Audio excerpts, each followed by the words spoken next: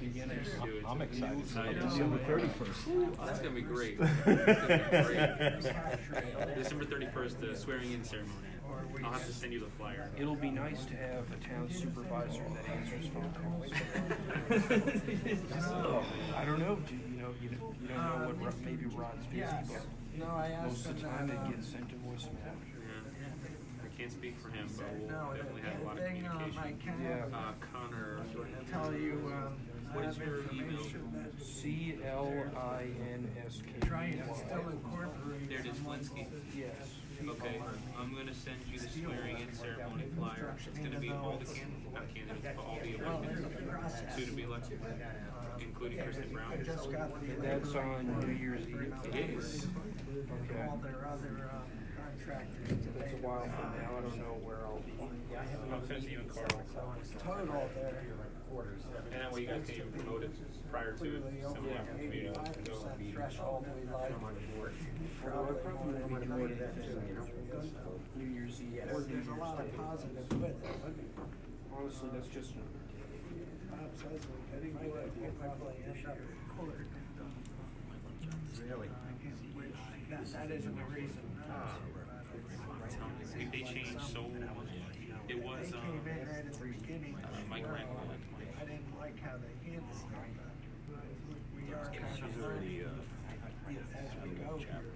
She's alright? she's good. Real hard to understand. Accent? Alright.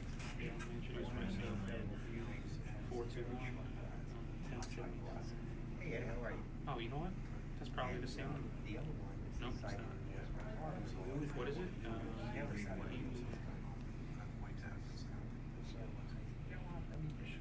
Nice with you. Cool. Young. Very energetic. I like it. I gave her a tour of the town. Yeah. Yeah, seriously. We should have, we should do a meeting with like RPM, whoever wants to come, and just like everybody in the office, like second, third week in January. All access, man. It's gonna be open. We had a RPM committee meeting last night. Cool.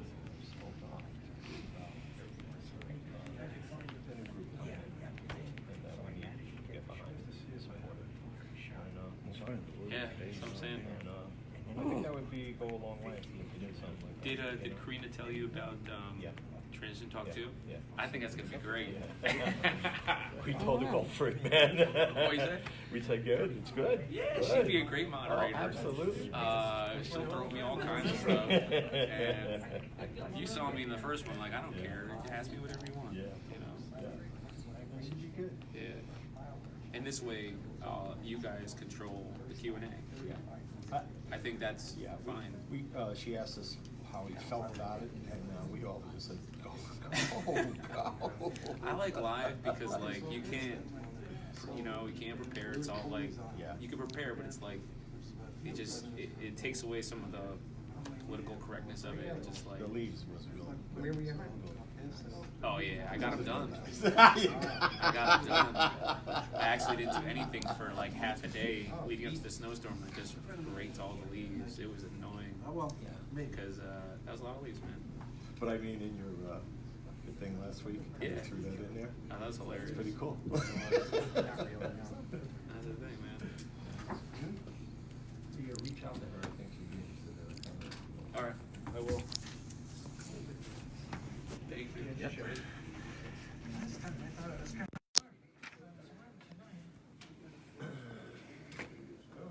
Is it working?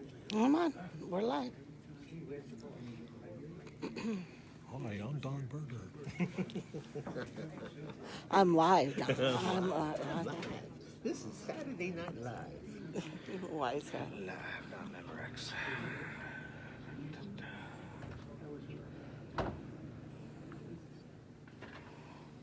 That worked pretty well. Good. Mm-hmm.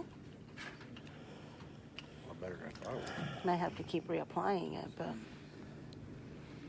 you might have to keep reapplying it to the board. But Oh yeah. That's $3. It serves its purpose.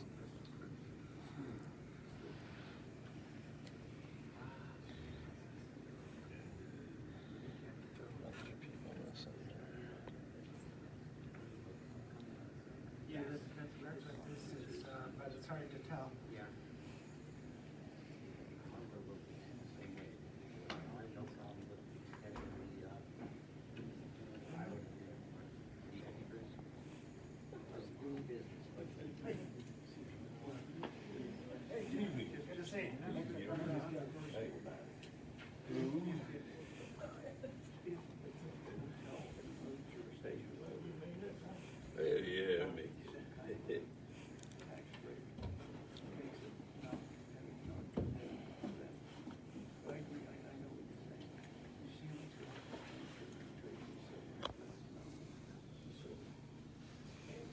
Going on, John? Just a couple days? Just went on and on.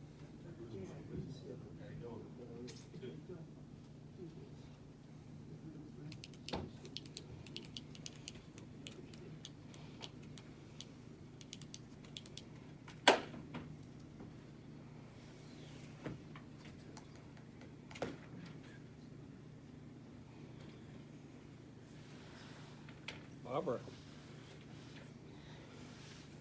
Sorry I missed you. Yeah. It was, the weather was. No, I know, the weather no. was I just, frightful. I wanted to let you know what was going on. I knew Yeah. you couldn't possibly Yeah. make it. It's just Any hard. other night, I mean, When we left, when we were finally done, when I finally left our house, snow was pounding, and we wouldn't have made it. yeah, it was, well, I would have, it would have just taken a little bit Yeah, longer. but you know, you were right about the Can worst you road check- curve and all that. Can you check and see if And so is Bloomingburg. this is coming just through? as bad. check your phone, see if this is coming through? Over Bloomingburg, coming between two mountains, because that's the road cut. Going past the Birchboro exit, going north, that's where it was. Yeah, yeah, that part of the road was closed. You mean I like would this? have, Okay, thank for a you. little while, not for very long, it would have had to cut through. You would have to go through Yankee Lake. You take, you take that first exit as you're coming off the mountain, and it takes you through the village. Yeah. Yeah, right, eventually. right. Yeah. Yeah, I've always gone that way. Yeah. It's a scenic route.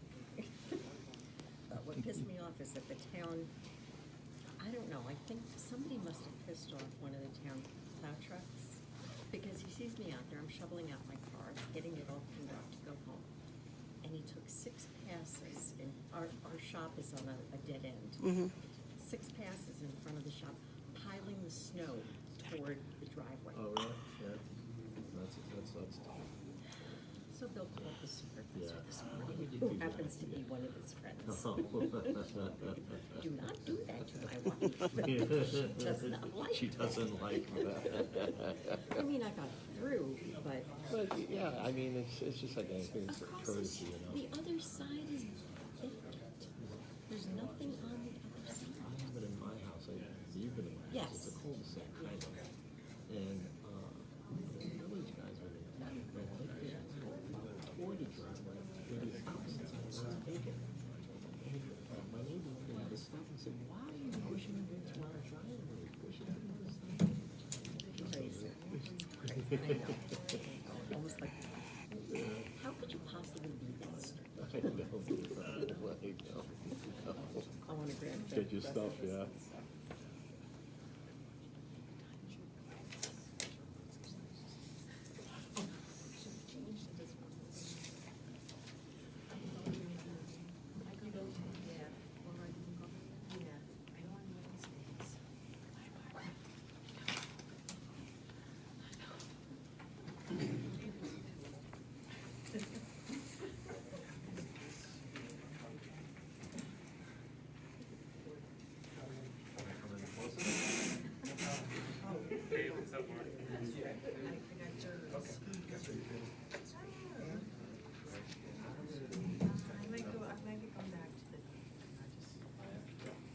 Good evening, everybody.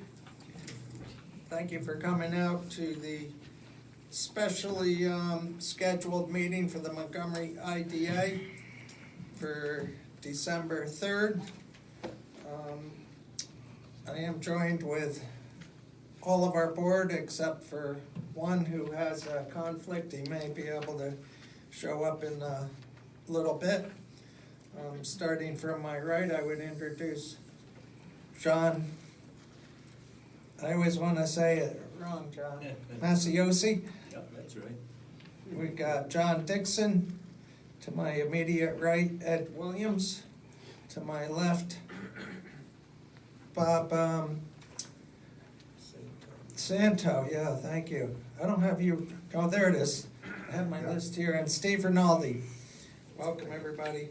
We do have agendas on the front table, and our first item is the public hearing for what we all know is the Hilton Garden, not the Hilton Gardens, which hotel is that? Holiday Inn Express. Holiday Inn Express, I'm sorry, Mark. And the application is for Taranum Marad Irrevocable Trust 1 and its successor in interest, Grapnell LLC. My name is Jeffrey Christ, and I am the chairman of the Town of Montgomery Industrial Development Agency. In connection with the project, which is the subject of this public hearing, I am required to read this document, correct? It's part of the formality that's required. It's not my idea of fun, but I'll continue. Today, we are holding this public hearing to allow citizens to make a statement for the record relating to the involvement of the agency with a project, this being the proposed project for the benefit of the Taranum Marad Irrevocable Trust. I don't know how many times I have to say that, and its successor in interest. Okay, Grapnell LLC. I'll say the project beneficiary.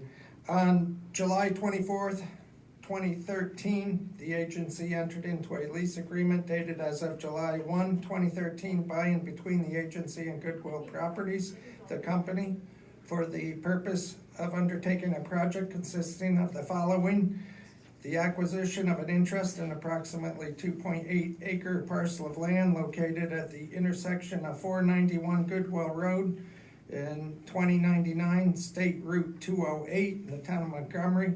Secondly, the construction on the land of approximately 45,000 square feet building being the facility. Thirdly, the acquisition and installation therein and thereon of machinery and equipment, all of the foregoing to constitute an 80-room hotel facility. The granting of certain financial assistance with respect to the foregoing, including potential exemptions from certain sales and use tax, real property taxes, real estate transfer taxes, and mortgage recording taxes, collectively known as the financial assistance. And finally, the lease or sale of the project facility to the company or such other person as may be designated by the company and agreed upon by this agency. On or about November 4th, 2019, the applicant submitted an application with assignment application has been assigned to Grapnell LLC, a Delaware corporation, which assignment application requests that the agency consent to and approve the assignment into assumption by the new company of all of the company's interest in the project facility in the basic documents, including but not limited to the benefits of the lease agreement in the pilot, and to authorize the assumption by the new company of all obligations of the company under the basic documents, including but not limited to the pilot, the lease agreement, and the project benefits agreement pursuant to the assignment and the, missed one word, assumption agreement.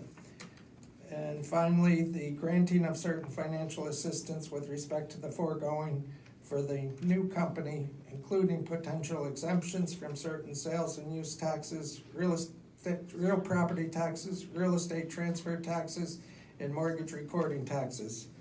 I intend to provide general information on the agency's general authority and public purpose to provide assistance to this proposed project.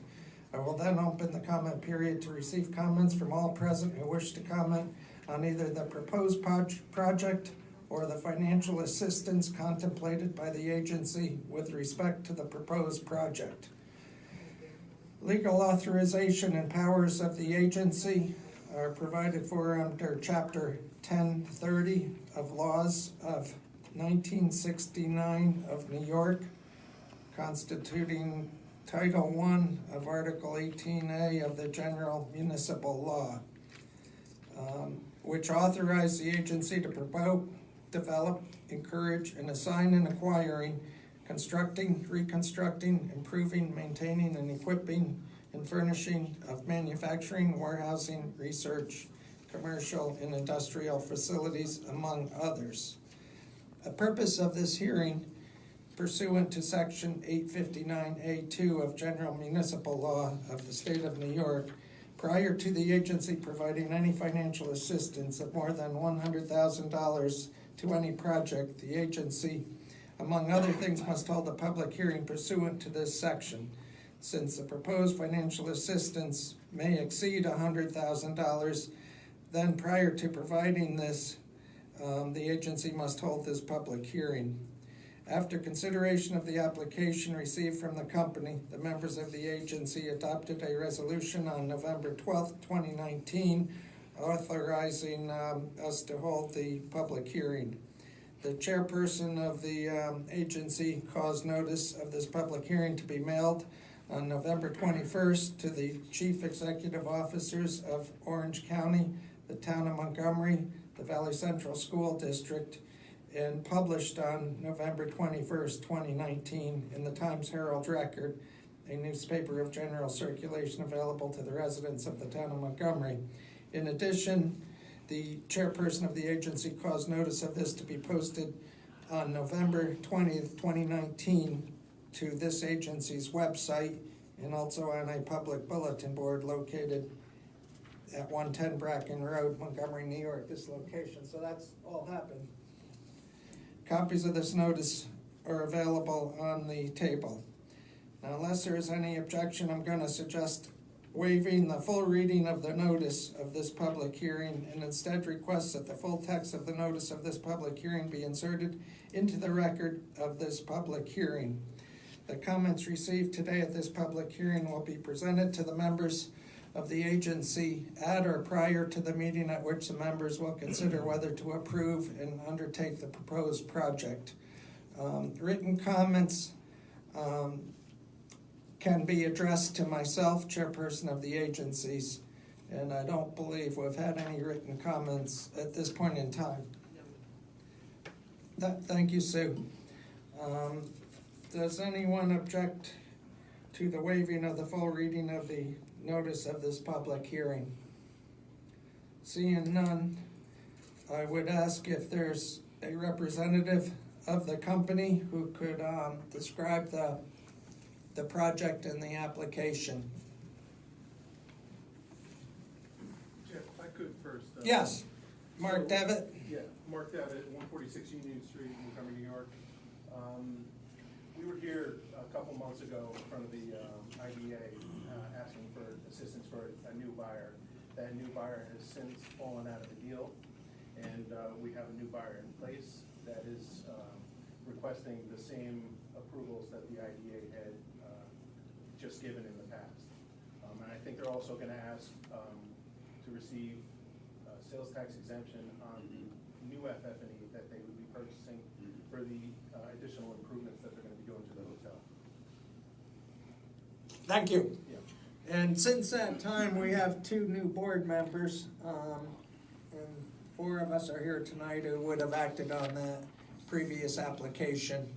And this, of course, is the hotel right across, basically across the street. Ma'am, your name?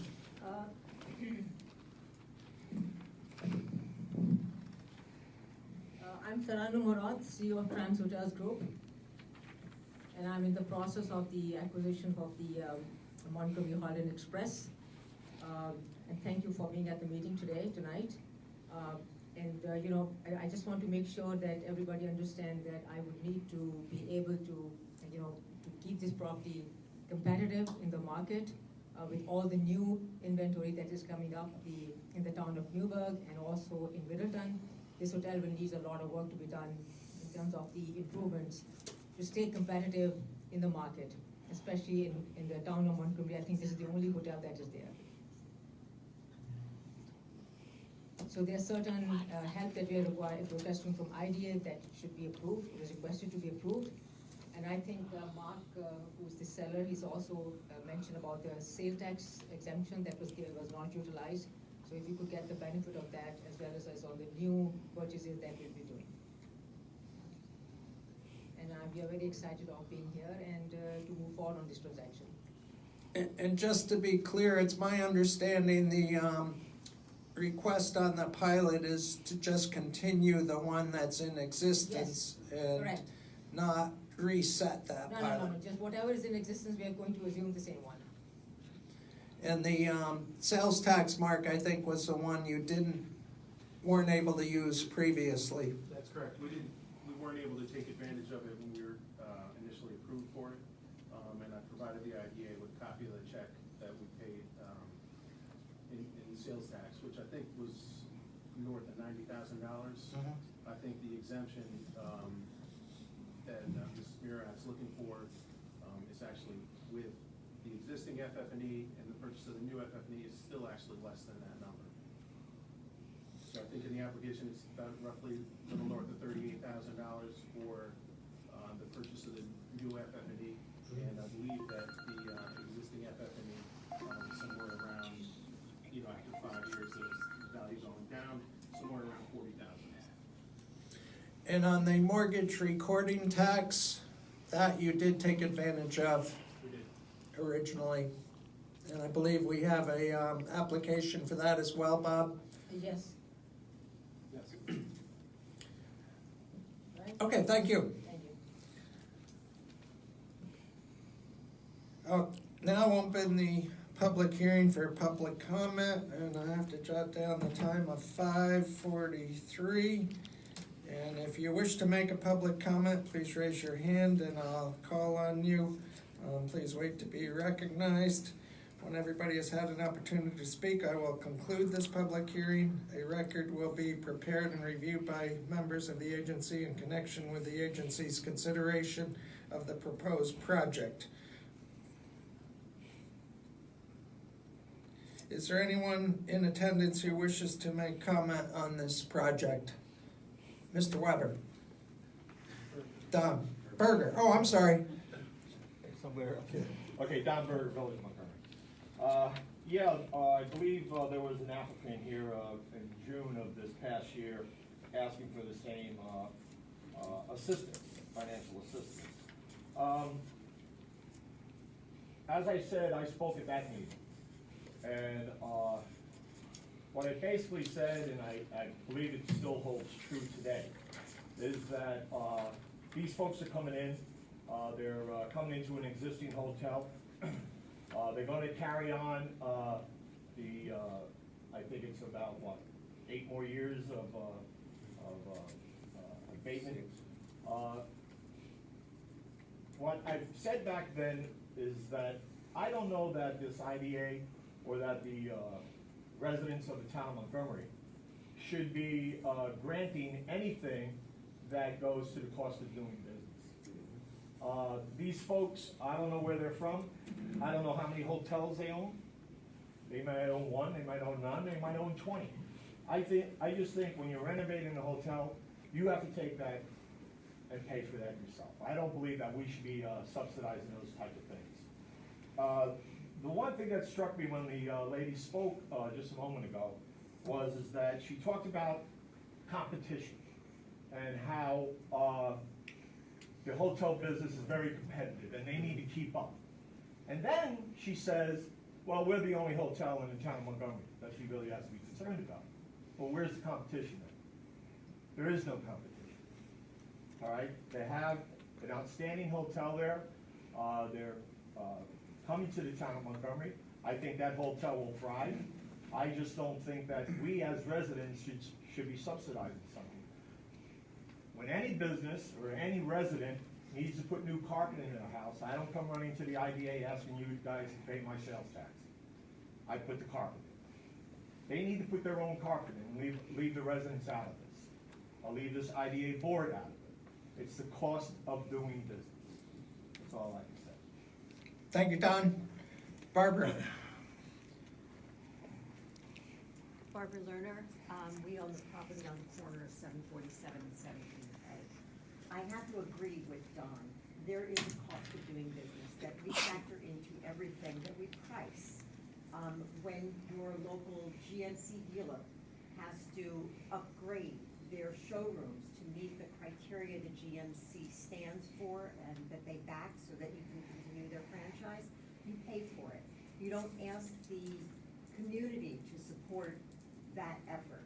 When I need to put a new roof on my building, as I'm doing now, I pay for it, and the sales tax is part of my material cost and my labor cost. That's just the way it is. I understand that a continuation of the pilot program for the property as it exists, they're not asking for an extension of it. That I'm okay with. That pilot program is already in existence. But to ask us to support the renovation, equipment, repair, furniture and fixtures, to me just doesn't make sense. It's not our responsibility. The town only receives 4.25% of the 8.25% sales tax. It's a nominal amount. And I don't know if the I.D.A. abatement doesn't include the state portion of it, I don't believe. It just behooves me to think that we would be granting an abatement for something that everybody else winds up paying for. It just doesn't seem fair. Thank you. Thank you, Barbara.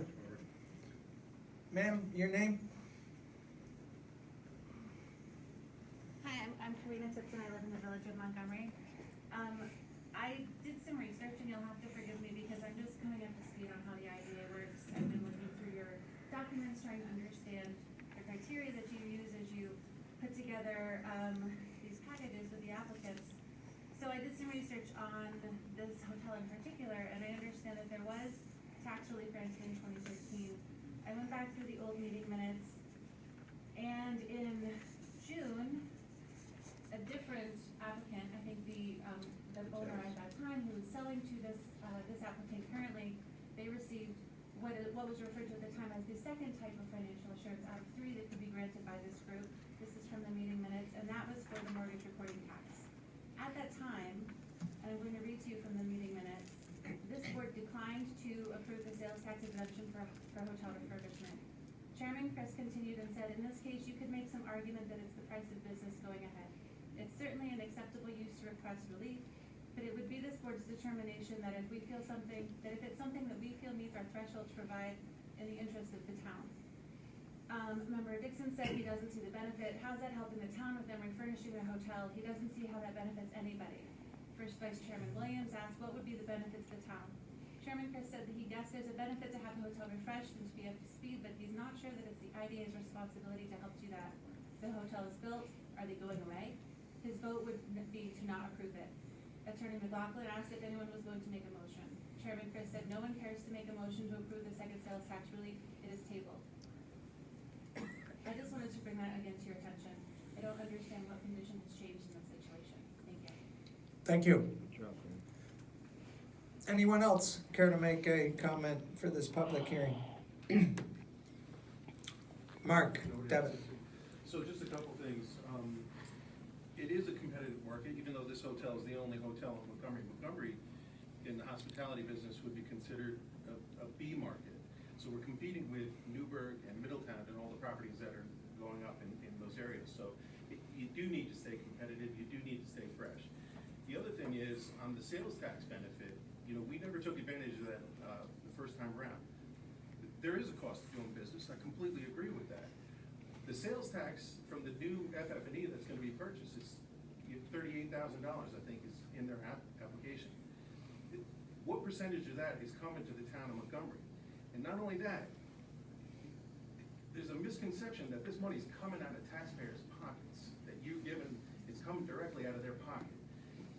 Nobody's coming here asking you to ask the residents of the town of Montgomery to take their money and subsidize this project. That's completely false. What the I.D.A. has installed since the time of our first application was the local labor policy. If the I.D.A. board was to grant a sales tax exemption on the refurbishment of the hotel and the upgrades done, the applicant would have to adhere to that local labor policy.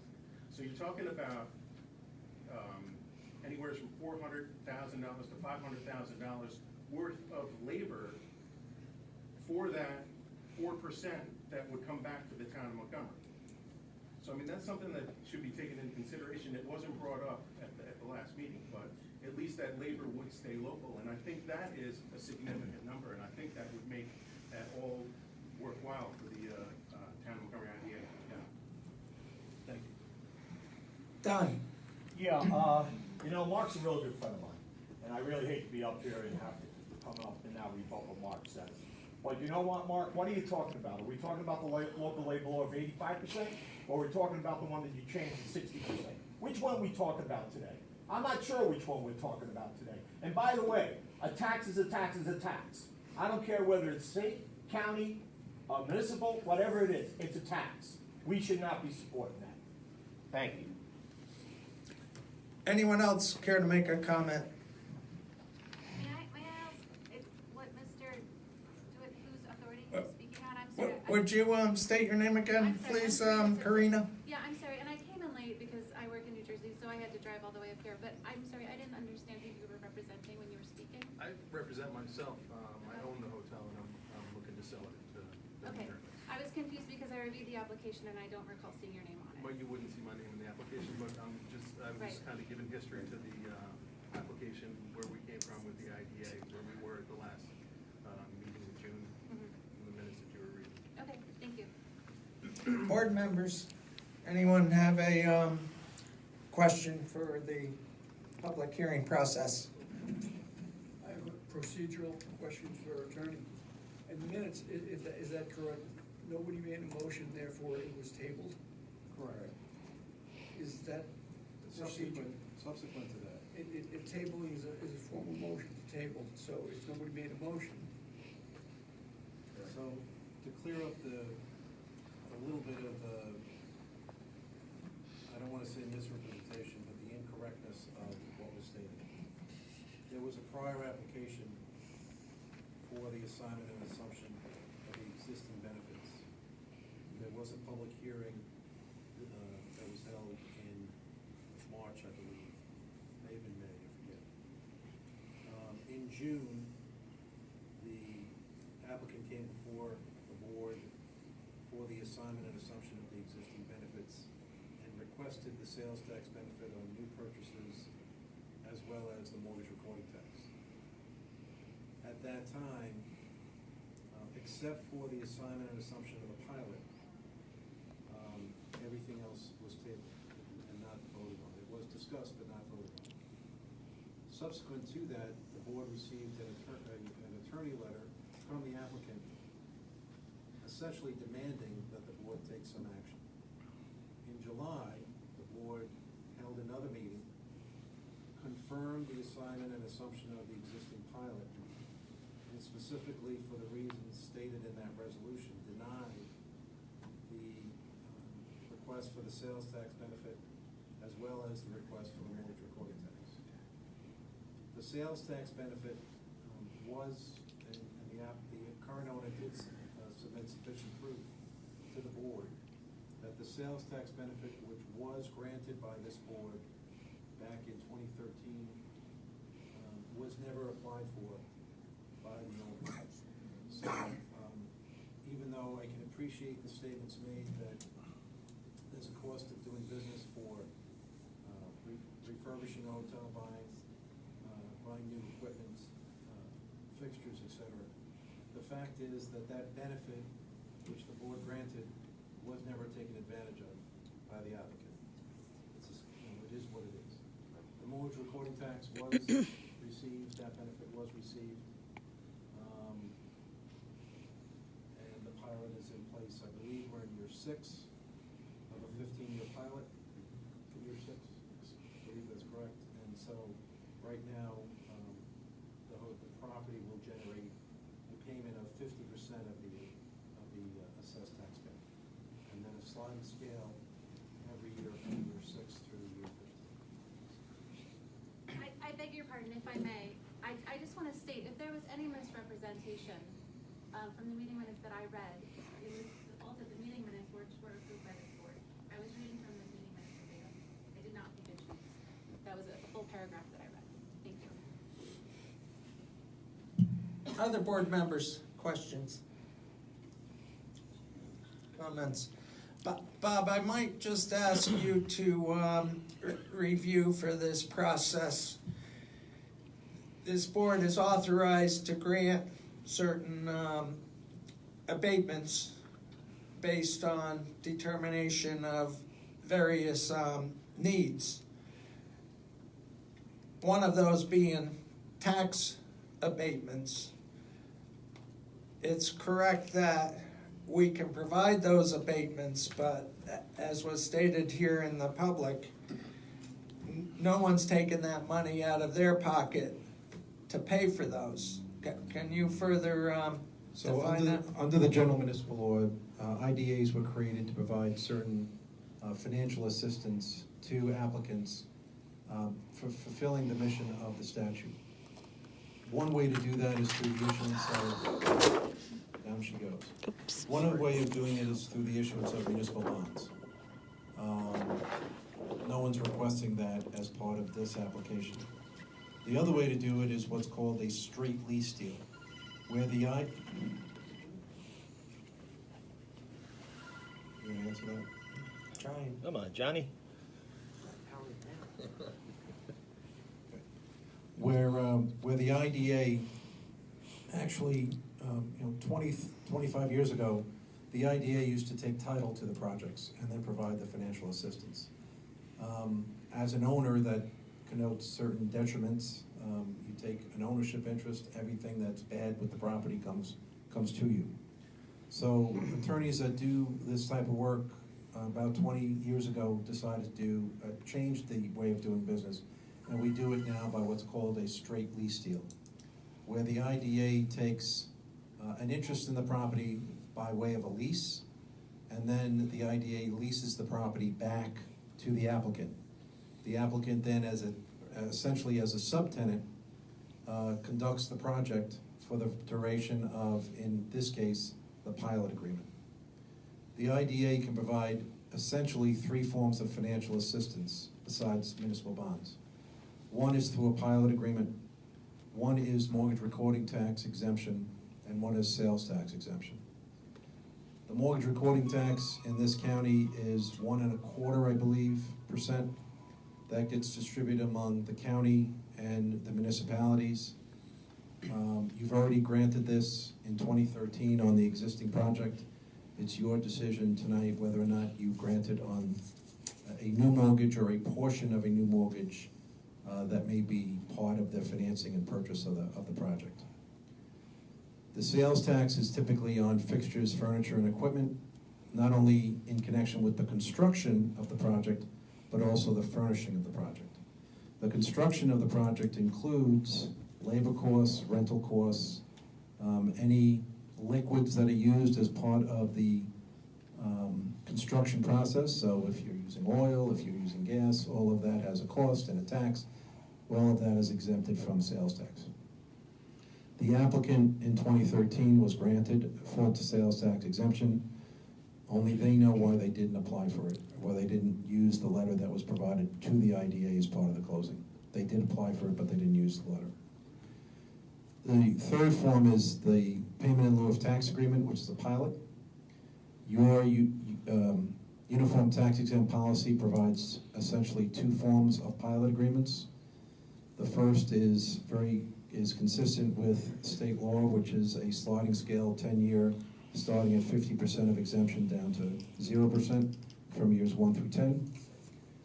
The second form is a 15-year pilot, which is 0% or 100% exemption from years 1 through 5, and then a sliding scale from years 6 through 15, starting at 50% down to 0% when the full tax will be paid. At the end of the 15-year period, the applicant requests the unwinding of the lease transaction, and the IDA would release them from the lease, cancel the lease as a matter of public record, and turn the project back over to the applicant in full. The question that always comes up in IDA meetings, which has been raised here today, is can the IDA grant them money? The only money of the IDA comes from the fees that you collect as part of applications and the fees that you collect as part of a closing fee. Those monies can be used for the purposes of the agency. Purpose of the agency include payment of salary, marketing, and anything that furthers the interest of the agency. The I.D.A. by statute cannot provide sales tax, tax payments. There is nothing that the I.D.A. can provide. And unfortunately, many people do not understand that. You are granting an exemption to something that you don't have. That is the only financial assistance that you can provide. I think this I.D.A. has about $600,000 in the bank for its period of operation. You can't use that for anything other than salary, marketing purposes, and other initiatives that would benefit the town of Montgomery and further the interests and mission of the I.D.A. Thank you, Bob. One last call for any questions and public comment. Nina?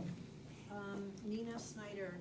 I'm guessing that this company has done some really great marketing, like look at the town of Montgomery and the viability of this motel. And I gotta tell you, there's so much poppin' in the town of Montgomery, including a wedding venue location that will be opening soon that has like 350, like a capacity for 350 guests. And my guess is that your hotel will do really, really well in this area. And I can, as a resident, I can understand continuing what was offered at the beginning of that 15-year plan with the current owner. And as far as the comment about no money's coming out of the pocket of residents, I just want to say 5 years down the road, 10 years down the road, when this hotel is looking spiffy and contemporary, and their equity has grown, our tax base in this town will not have the businesses paying their fair share, and it's going to fall to the residents. I feel as though, I just feel like sometimes there's an inequity here, and I don't know how it really pays back to the residents of the town. Thank you, Nina. If I could just add one Mark. more thing. You know, when we first bought these properties, the taxes that were being generated back to the town, county, school were less than $20,000. Since we got the 15-year pilot program, our taxes year one were close to $60,000, year one. So we've been paying $60,000 every year these first 5 years. Now, granted, it would have been a lot more if we hadn't gotten the exemption, I recognize that, but it's a lot more than what it was hadn't we built the hotel. And then, not only that, we've also been paying sales tax at the hotel, year one, north of $200,000 every year. And then on top of that, the county charges us a hotel tax, another, percentage, and that was over $100,000 a year. So year one, we're paying over $360,000 back in tax. So I think when you look at it at that level, the $38,000 on the new FF&E, I think is only going to improve that, and hopefully that generates a higher room revenue that then generates more sales tax. Thank you. Anybody else? I have a question for Mark. Bob? The occupancy rate, what is the occupancy rate percentage now? We're running about 72%. That's good. I'm just I am a frequent flyer. For 40 years I've traveled and been in motel after motel, from rotten mom and pop hotels to this hotel. I have a lot of experience going into a rundown hotel and saying I'll never come back there again. So I just wanted to add that. And what I said at the last meeting about being a community hospital. Right now, the Holiday Inn Express is involved in the community. I know, Mark, you let the senior center have their meetings there at no cost, and we even get free coffee. So with the new owners, again, the point is, I don't know how much involvement in the community they have. And the question I asked last meeting, is this transaction dependent on the I.D.A. granting this? Well, yes, I mean, it is, for sure. And, not only that, we're running at 72% now. That's down. That's down a good amount from the year prior. And that's, a lot of that we're seeing because of the competition.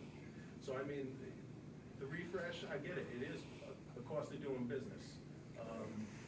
But for that amount of sales tax revenue, I think the upside on generating a higher revenue in sales tax that's going to go back to the county is worth that investment from the I.D.A. And this is part of what the I.D.A. is tasked to do by the state. I get it. If some people don't like it, they need to talk to their senator and ask the senator to change the rules of the I.D.A.s at the state level. But that's where we're at. Sir, So your name? Ray Hamaran. So just want to let everyone know, hotel industry in Montgomery is unique right now because we've gone now to the internet-based marketing and everybody goes on their Google Apps and everything else. And there's been a lot of new supply in Newburgh, there's this new supply coming in Middleton. And because of this new supply coming in, Montgomery's in the middle. There is no hotels in Montgomery except for this one, but it's mainly because those hotels are closer to the Legoland, they're closer to the West Point, and they're closer to the Thruway. So this hotel's revenues have come down significantly in the last 2 or 3 years, and it's because, and to stay competitive, we have to give guests more of a new product. It's not the cost of doing business, we just change the carpet. The hotel needs a significant renovation to be more competitive and more appealing and better than the Newburgh Hampton Inns and the hotels in Middletown to attract guests to travel that extra distance to come stay here. And that is why in this current market, we have to do these renovations just to stay competitive and to change the trend of the negative trend this hotel's had in the last couple of years and going backwards. The supply is getting stronger, their numbers are getting stronger, and this hotel's occupancy rates are going down. So it needs that infusion to stay competitive. Thank you. May I make a Don. comment? Yeah, I appreciate everything that Mr. Santos said. The one problem I have with it, Mark Devitt and the Devitt family is a fixture in the town of Montgomery. I think we all can agree to that. The Devitts give an awful lot to this community. I've seen it. I've been with this man many, many times. Mr. Santos, at the last meeting, you talked about Dunkin' Donuts. Now, what did they tell you? They wanted nothing I to said do a with the community, donut store. right? Specifically Okay, said Dunkin' right. Donuts. Unfortunately, folks, I don't know you. I believe the missus spoke at the last meeting. You're not from this area. No. All right, so how are they community-based, Mr. Santos? How will they be community-based? They're not from this area. That's the question I asked. You're asking me I the think they'd question. like the opportunity. I'm not done, Mark. I'm not done. They're not community-based. It's not like we're gaining anything out of this particular group that's coming in and going to take over the hotel. It's not like the Devitts that you can go right down into Montgomery and have a cup of coffee with Mark. It's not the same. Things have changed. Things will change. So it's not as if they're going to be community-based folks. I don't know that I'm going to be able to go in there and say, hey, listen, my Little League team needs a room where you have to have a little party. They ain't going to say to me, yeah, go ahead. It's all yours. I don't think that'll happen. So, just I want to add something, Rehan is my son. We are a family business, just like Mark's business. And I can assure you that you will not miss a beat by us being here. We are used to entertaining everybody in town who comes. So rest assured, we'll have a very welcoming if you come to the hotel. I can assure you that. We are a family business. We are not like, Amazon or whatever like that. We are a family business. He's a family business. I'm the mother, he's my son, and I've got another son. I'm sure you're very nice people. Yeah, That's not my point. We are very involved in the hospitality industry. That's all I can say. We're here on a regular basis. In other towns that we have, the township actually comes and has breakfast at our hotel every day. That's one of our problems. We're very open, we're very accommodating. Because to be successful in this industry, you have to embrace the community, because the community is what makes this hotel successful. If you don't embrace the community, it goes back to the original topic I just had with the marketing and the online thing. You can't be successful, because if you're just a number on the computer screen, then you're not going to be successful in Montgomery. We need the community to be supportive of this hotel. We need you to refer people to this hotel. We need you to feel this hotel is part of the community and it's your hotel. And we want to continue that, because that is what's going to make this product successful. We're not a satellite operator that you're never going to see us. You're going to see, it's me and my mom, my brother. My brother's going to be here almost regularly, because that's the way you have to run it. The industry has changed. You have to be really involved in the product, and you have to embrace the community. And if you fail to embrace the community, like Little League and teams coming in, that's your bread and butter. You got to give the league. I want you to be coming to this hotel with your kids' Little League team and saying, I want to have breakfast at your hotel, or take a meeting with space. That's what spreads the name. That's what gets me Facebook likes. That's what gets me in the community liked by the people to get the marketing that I need to be successful. If I run away and shy away from getting the community involved, we would not be successful. So that's something we absolutely will do, would love to do, and would love to have coffee with anybody here. Thank you. John Dixon. I was just would like to say that all comments should be addressed to the board, not to each other. Am I correct? Yeah, sure. Thank you. Thank you. Any other comments tonight? Barbara? I just have one question. Mark, you said it's only $38,000. It's only $38,000 in sales tax? Well, if it's only $38,000 in sales tax that you would be giving the abatement for, then why, it's only $38,000, why even bother? Mr. Chairman, Mark. if I may, I mean, that's a good point. And my reference to that only being $38,000 was that significant investment that the I.D.A. could tie to local labor and force the Murads to use local labor. Without that, you know, they don't need to do anything with the I.D.A., with the local labor policy. So if that's the only reason I would have said only $38,000. It's a $700,000 investment that they're going to be making back into the town of Montgomery. Thank you. But doesn't the continuation of the pilot payment also tie them to using local labor? Right. Because that's the biggest portion of it, is the pilot payment moving forward on the property and school taxes. Bob, can you respond to that? So the pilot is an existing pilot, has nothing to do with labor. Your labor policy is for other benefits. The pilot is the pilot. There's no labor monitoring, there's no labor part of it. I agree with the comment that if there is a sales tax benefit, that can be monitored for the use of local labor, because they are then actually making construction improvements, purchases, with the benefit of the financial assistance that the town is providing. But just by the assignment and assumption of the pilot agreement, since this is from 2013 when there was no labor policy, you have no monitoring right. Thank you. Just one more point. Mark. So and with that $38,000, half of that goes to the state. The other half goes back to the county. And of that, it's about roughly 1% that ends up back into the town of Montgomery's hands. So, you know, yes, I said it's only $38,000, but actually it's only $3,800 that actually comes back to the town for the town making that investment. It's actually. Other comments before I close this public hearing?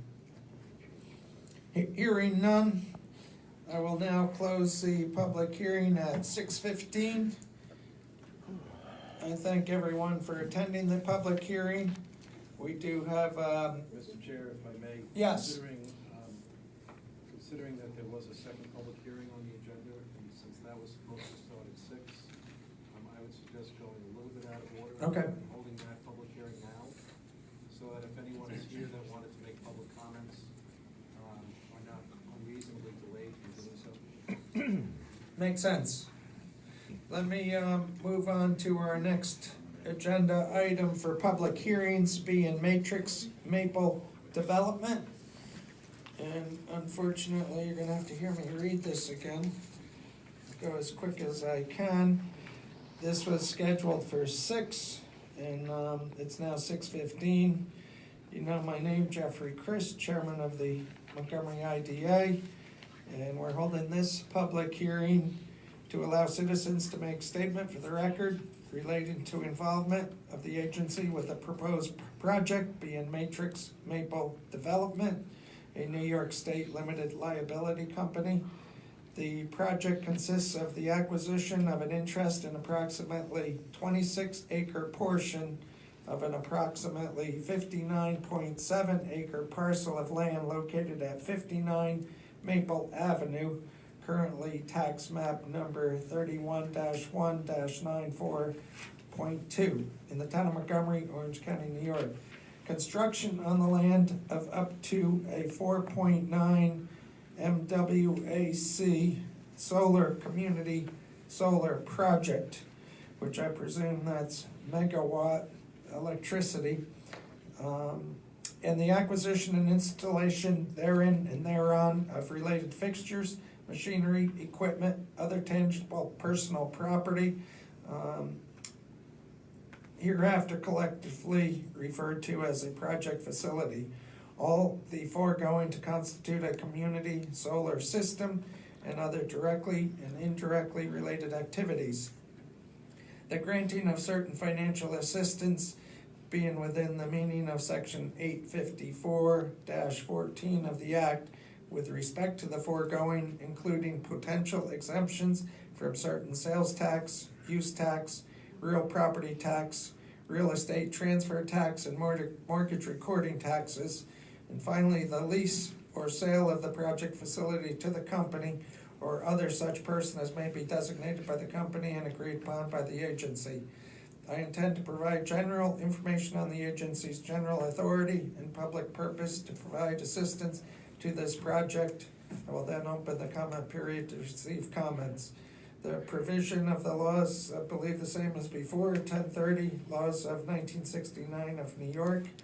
And it authorizes the agency to promote, develop, encourage, and assist in the acquiring, construction, reconstructing, improving, maintaining, and equipment and furnishing of manufacturing, warehousing, research, commercial, and industrial facilities, among others.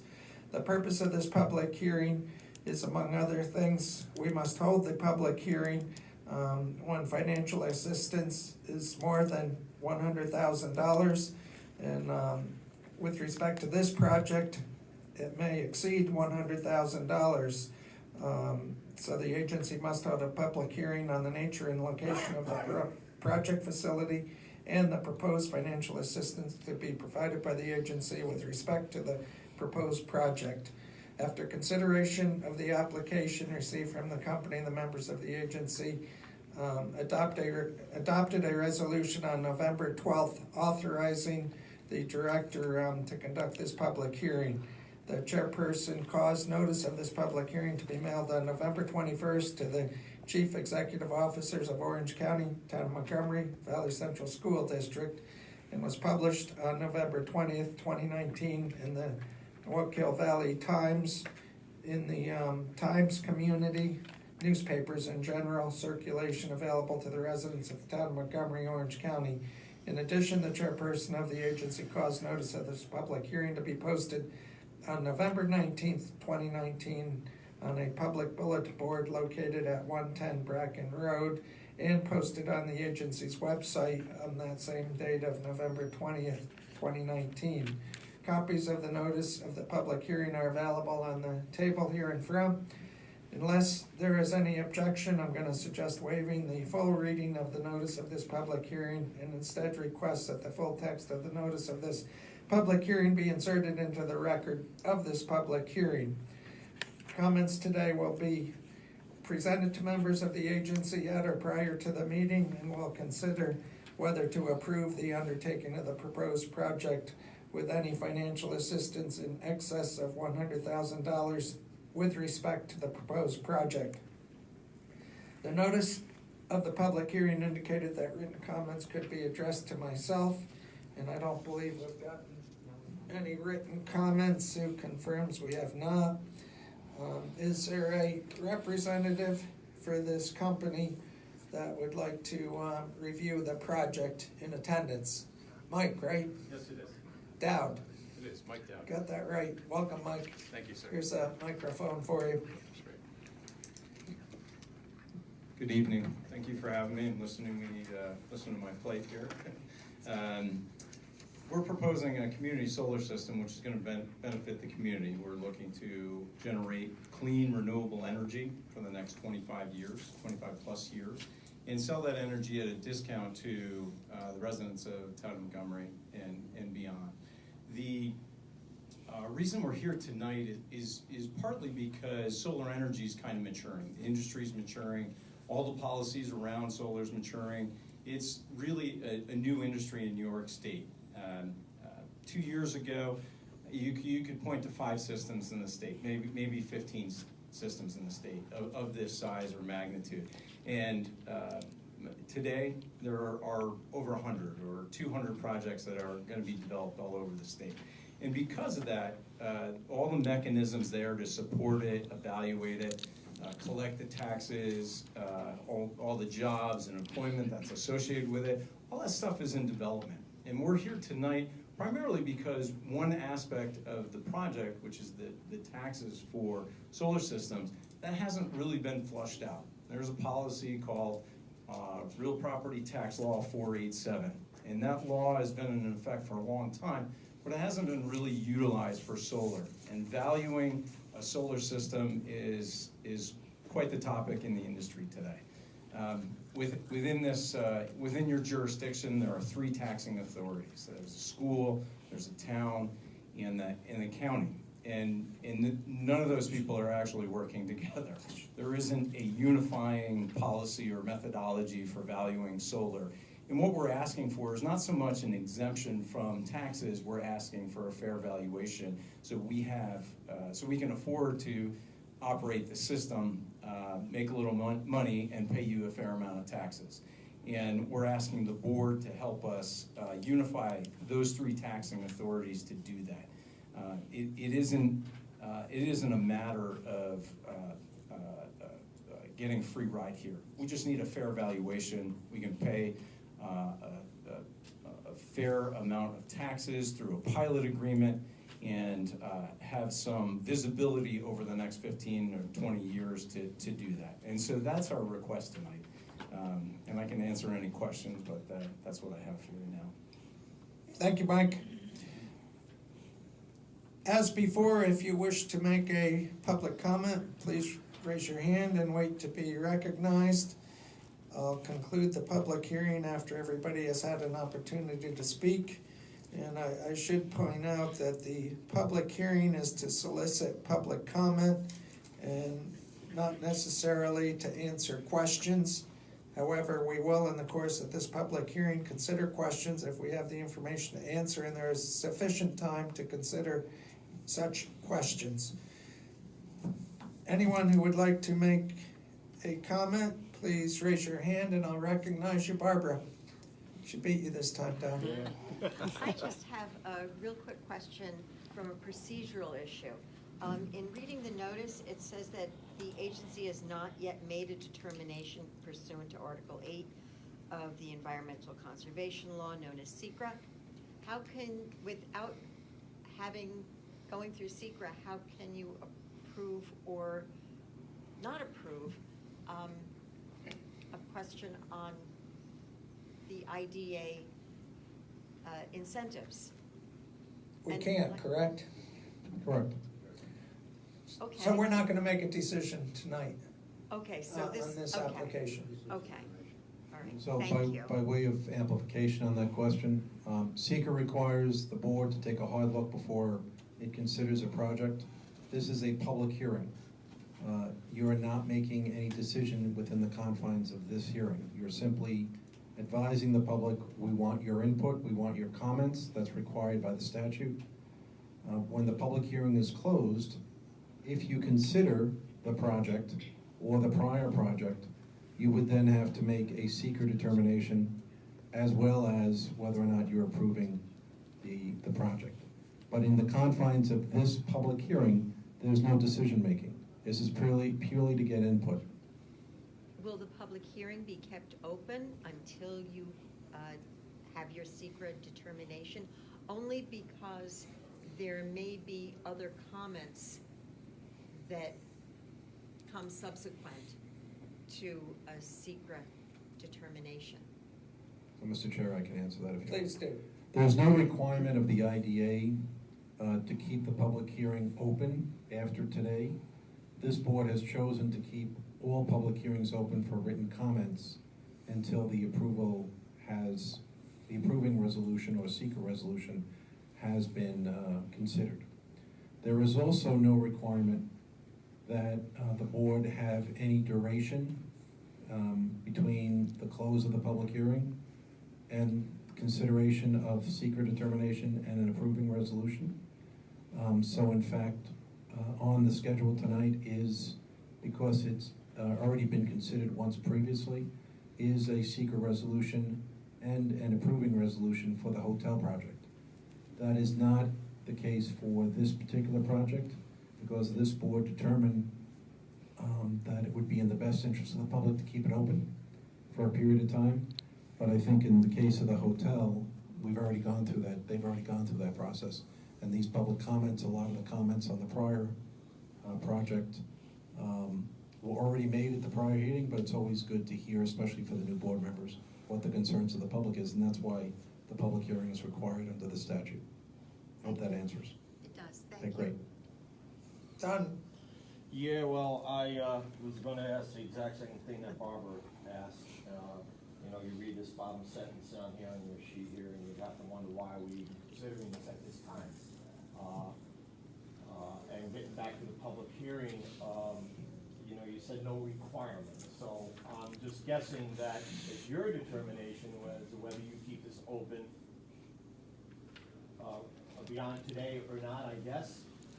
I would hope that you would keep it open, because through this process, there's a lot of things that might develop. And to be quite honest with you, the gentleman who just spoke, I came up with about 4 or 5 questions I would be dying to ask, but if this continues, I would like to go through the secret process, and then I know the gentleman will be before the planning board, where it might be more appropriate to ask the questions that I would like to ask. So I would hope that you would keep this open.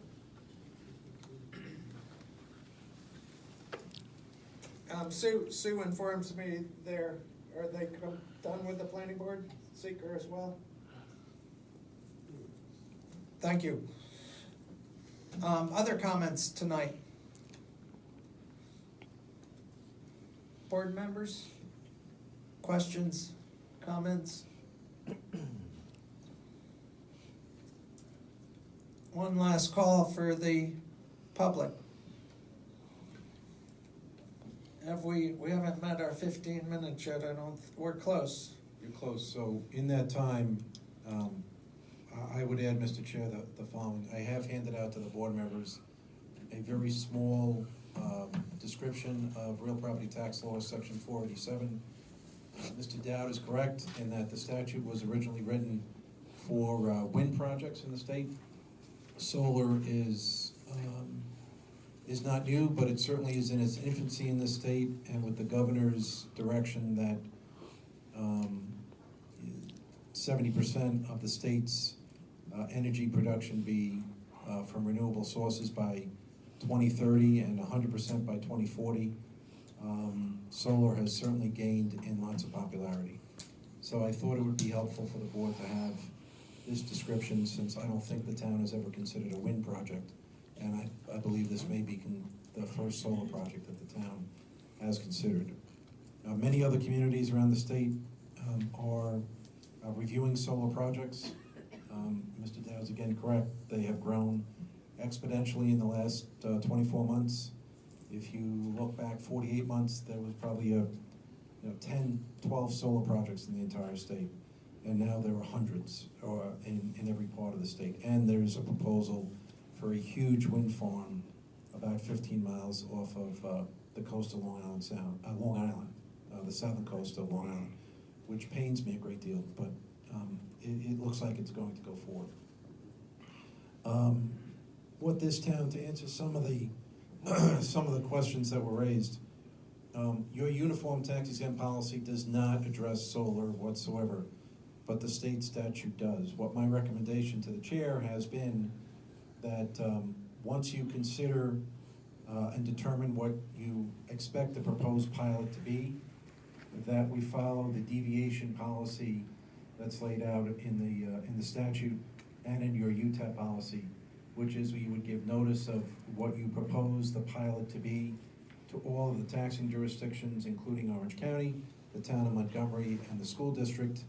The school district, you would give notice to the superintendent of schools as well as the school board president, and ask them for input as to what they would consider with respect to the pilot that you would propose.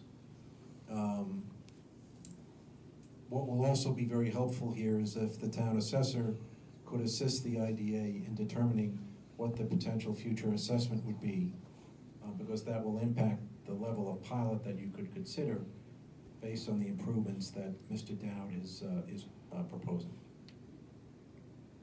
Thank you, Bob. Last call for public comment. And I believe now we have just met our 15 minutes to provide opportunity for public comment. And Bob, any suggestions on the keeping open of the public hearing? We will continue to allow for written comment. As I've said, As I said, this board already has established a policy that after a public hearing, the comment period stays open for written questions. And I believe over the last several meetings, you've made that very clear, and continue to encourage at every meeting, to the extent that there has not been an approving resolution considered, that you encourage the residents to submit written public comments on any project that has had a public hearing. Thank you, and I might note on other projects, even after we have closed public hearing, we've continued to receive written comment. So I would now close this public hearing at 6:33. And again, remind the audience, we welcome written comments, and provides a good stream of communication. Thank you for attending the public hearings for tonight. Everybody's welcome to stay as we move through our agenda. And I would suggest we consider the seeker resolution for the Grapnell LLC application. And would you just review that for us, please, Bob? Sure, Mr. Chair. As I noted in the past public hearing, this is a motion to consider a seeker determination, which you have already made for this project once before this year and once previously. But for purposes of this is an assignment application, which under seeker is a type 2 action, meaning that there's no environmental significant issue with your approval. And again, you're just approving the assignment as a type 2 action under seeker. Is there a motion by the board to accept that seeker resolution? so moved. By Bob Santo. A second to that motion? Second by Ed Williams. And do we need a roll call vote on this? I have a question. What exactly are we voting on what to give them? You're not voting on giving them anything right now. All you're voting on is that the assignment application is for you to determine, for purposes of seeker, that it's a type 2 action, meaning that there's nothing with respect to an environmental significance regarding the assignment of the existing potential financial assistance that the board has already given. Simply a seeker determination. You're not approving anything else right now. And the planning board has gone through the more detailed environmental review process. It was type 2, which is a limited one, but I'm not sure that the planning boards had to do it for a sale of a project. I think okay. They did it back in 2013 okay. when the project was approved, and it wasn't a type 2 then. I'm sure it was a type 1. You did an EAF. Yes. Sure, thank you for that clarification, Bob. I'll call the question, and I need to go by each board member, either yay or nay, for the application of the Grapnell LLC. John? That's just the seeker. The Not seeker. application, just the Yes, seeker. yes, seeker resolution. Sorry about that. Yes. John Dixon? Yes. Ed Williams? I'm a yes. Yes. Yes. So we have 6 yeses on the seeker resolution and no negatives. The approving resolution for the Grapnell LLC, Bob, again, I'll have you go through the steps and we can dissect that in our approval process. Yes. So pursuant to the public hearing that you held today, the public hearing period would be closed upon approval of this resolution or consideration of this resolution. The resolution provides that you've already considered it to be a type 2 action, so seeker has been complete. You're considering the approval of an assignment and assumption of the existing pilot agreement, as well as the approval of the sales tax benefits that have been requested, sales tax exemption, and the mortgage recording tax exemption. You can approve all of it, parts of it, or none of it. It's in your discretion. The resolution that we've prepared does set forth the complete application and does identify the expected benefits, which are the existing benefits, as well as the maintaining of 20 full-time jobs, some construction jobs during the period of their renovation, and private sector of investment of approximately $9.2 million. Thank you, Bob. I would suggest we consider the continuation of the pilot as our first step and take a vote on that. Does that work? That's fine. Would anyone care to make that motion to approve the continuing of the current pilot schedule, which we're in year 6 or so? Motion by Ed, second by Steve. Any other discussion on the motion? And again, I'll ask for a roll call, starting from my right, for that motion. Yes. John? Yes. John Yes. Dixon, Ed's yes, I'm a yes. Yes. Yes for Bob, yes for Steve. The continuation of the existing pilot is approved. On the sales tax exemption, would you tee that up for us?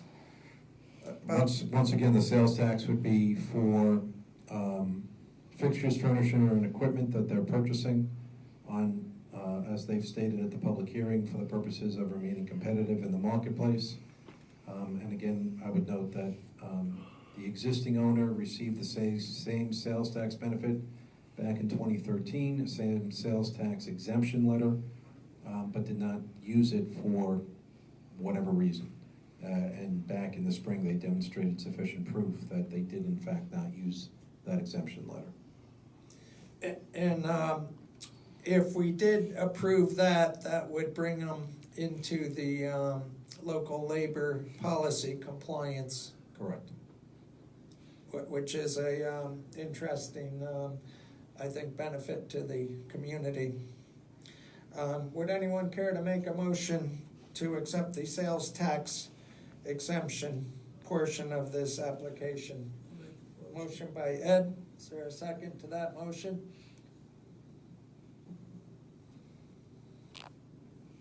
Seeing no second, why we would table that part of the project or part of the application? Yes, sir. I would encourage someone to second and take a vote. No, no, that's leading. Please, please. I have a question for our council. Does a motion have to be made to table it, or does it automatically get tabled if a motion offered does not get it? I think at this point, considering comments that have already been made, I would request that you go into executive session to consider potential litigation that could be raised against the I.D.A. board. I make that motion. Second. And the motion being to go into executive session? John? I make that motion. Other discussion on the motion, is that something we can do after we take care of some other business, Bob, or? I would suggest you do it right now. Oh, okay. So for the, I need to take a roll call vote on that motion as well. Can you repeat the motion in full, please? To go into executive session to discuss potential litigation against the I.D.A. board. Thank you. Yes. John? Yes. John, is a yes, both Johns, Ed? A yes. Yes. Yes. Yes. So the vote is unanimous to go into executive session for the reasons so stated. We will come back before the public shortly. Everybody's welcome to stay, and we'll have executive session in the conference room and back. Thank you for your patience.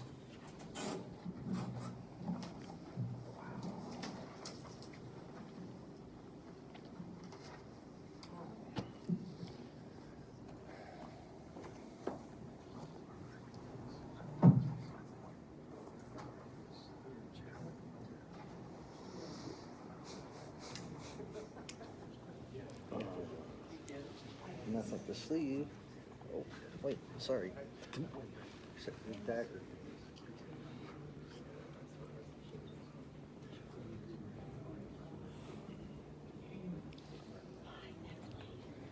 I haven't seen you forever.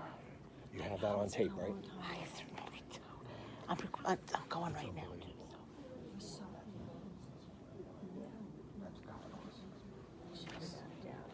No, I was just talking to the solar guys outside. Yeah. They're cool. Yeah, They're cool. I see that as a better application. I mean, it doesn't affect our schools, it doesn't affect our fire. Right, department, and it can doesn't be affect our removed. roads, It can be removed. You know, it's like, It's, to me, in my opinion, the taxes should remain as they were on vacant land. Whatever the vacant land is What they're worth. saying is sales tax is income. If we don't receive the income, we end up paying. Right. It's a line item in your budget. It's a receipt in your budget. So where it's not something that you have to pay out, it's something that you're not able to pay for.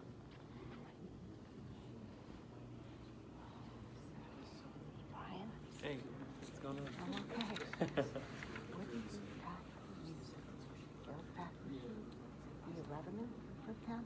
No, so, yes.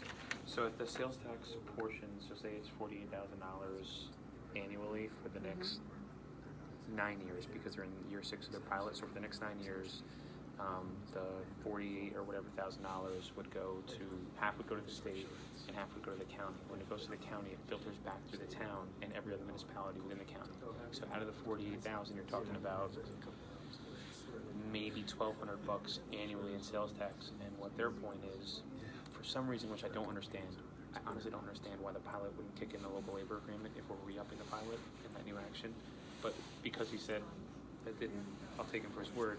If this does create the buy-in, then you're talking about maybe $1,400, $1,500 annually in sales tax, which isn't going to make a difference in the budget as opposed to $700,000 in local construction. To me, it's a no-brainer to go with it based on that. If it was taking $40,000 from the town specific, okay, that's different. Because over the next 9 years, you're talking about hundreds of thousands of dollars, but that's not what we're talking about. And I think that distinction is tough for everybody to understand that. But I mean, the $38,000 to them makes a more significant impact than what we'd be losing out of the town. Plus, we're seeing the construction staying local. But I would need to. I am curious to read that local labor agreement, how it reads, and is it town of Montgomery local? Is it county local? How does it work? It's an 8 county territory. 8 county territory. They're the same as Orange County IDAs. Does it start with you have to work with the town first? No. Why not? That's a great question. They created the local labor policy, and they did that based on, because nobody at the time was doing the research. That's my argument, is that your benefit should increase or decrease as you go out. I agree. So now, if it's, the highest benefit comes when you use workers from the town, then it steps down when you use workers just from Orange County. Then it steps down if you use workers from Ulster or Sullivan, and it continues down until you get to the further exterior. I would recommend they change that as soon as possible. It's difficult to find people qualified in the town. There's debate on whether that local labor policy is even needed. And, you know, I think for the town of Montgomery is a different position than the county. Guys that are developing in the county could say, you know what, no thanks, it's not worth the benefit, I'm not interested. And they just did that at the Goshen shopping plaza. Yeah. The developers that were coming in, that were gonna renovate that whole plaza, had applied to the Orange County I.D.A., but then when they were forced into using the local labor policy, They said it wasn't worth it. They said it's not worth it. Because they could find it cheaper from someone else coming labor in South from Carolina. Pennsylvania. But then again, just having a business I'm not worried about losing a business like that who doesn't even want to stay that local because it's going to cost them too much. But that's an interesting point you made, though.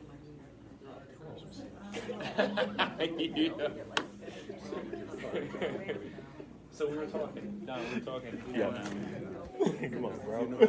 So Tom, we were talking about. Let's just have the argument, right? We all give a crap about our community. We all want the same thing. So, it's 48,000. Is that 38,000. Half goes to the state, half goes to the county. So the half that goes to the county, a very small percentage goes to the town. So over the next 9 years, you're looking at $1,400. 2% goes back to the town. Is it that high? So it's of the half. So you. All right, let's call it $2,000, right? So let's call it $2,000 over the next 9 years. Let's call it $18,000.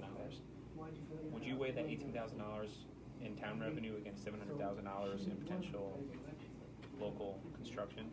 I mean, to me, I feel like just that specific, not the pilot. Okay. Pilot's different. No, specific to that. I'm on the pilot. I have no problem. So the local labor law is a piece of shit. Well, I was just. I can't curse. No. I actually just pointed that out too. Okay. I agree. It is. They seem to do whatever they want to do with it. They Okay. created it back in March. The new local labor law.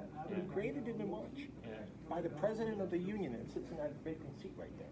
He's the one that wrote it. All right. We were here when he did it. I was the first one to thank him for writing that local labor law. So tell me about the deficiencies. 3 months later, what did he do? He overturned it. These folks. What do you mean? He dropped it to 60. Retracted the what? The local labor law. Instead of 83%. Oh, 60. Yeah. So they seem to do whatever they want with it. Is it a clear local labor law or not? How did the attorney just? I don't know anything about that. I don't either. Well, you know they did it. So. I just from where you tell. Come on, baby. So, yeah, you know what I'd rather do? I'd rather cut a check directly to the town I.D.A. for that portion that they'd get. You know what I mean? I'd rather my payment be increased by that much so that the money goes directly to the town. And I don't care if it was more than that, than what the town would have got through the sales tax. Deal with me, this is not against the. Yeah, no. But your tone kind of felt unwelcoming a little bit. I would just cause you I know, I love God. But I know you, they don't know you. You know what I mean? All right, sounds good. The loss is attacking us. Yep.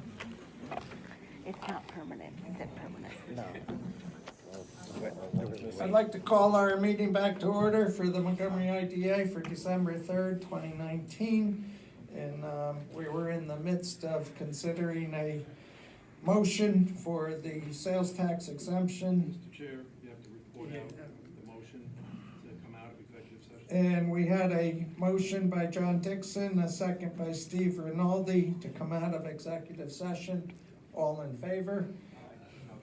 So we took the vote inside, yes.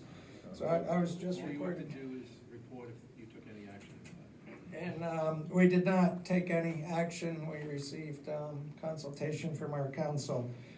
Steve Rinaldi unfortunately had another commitment and had to depart. So as I was saying, we were in the midst of a motion for a sales tax exemption before we went into executive session.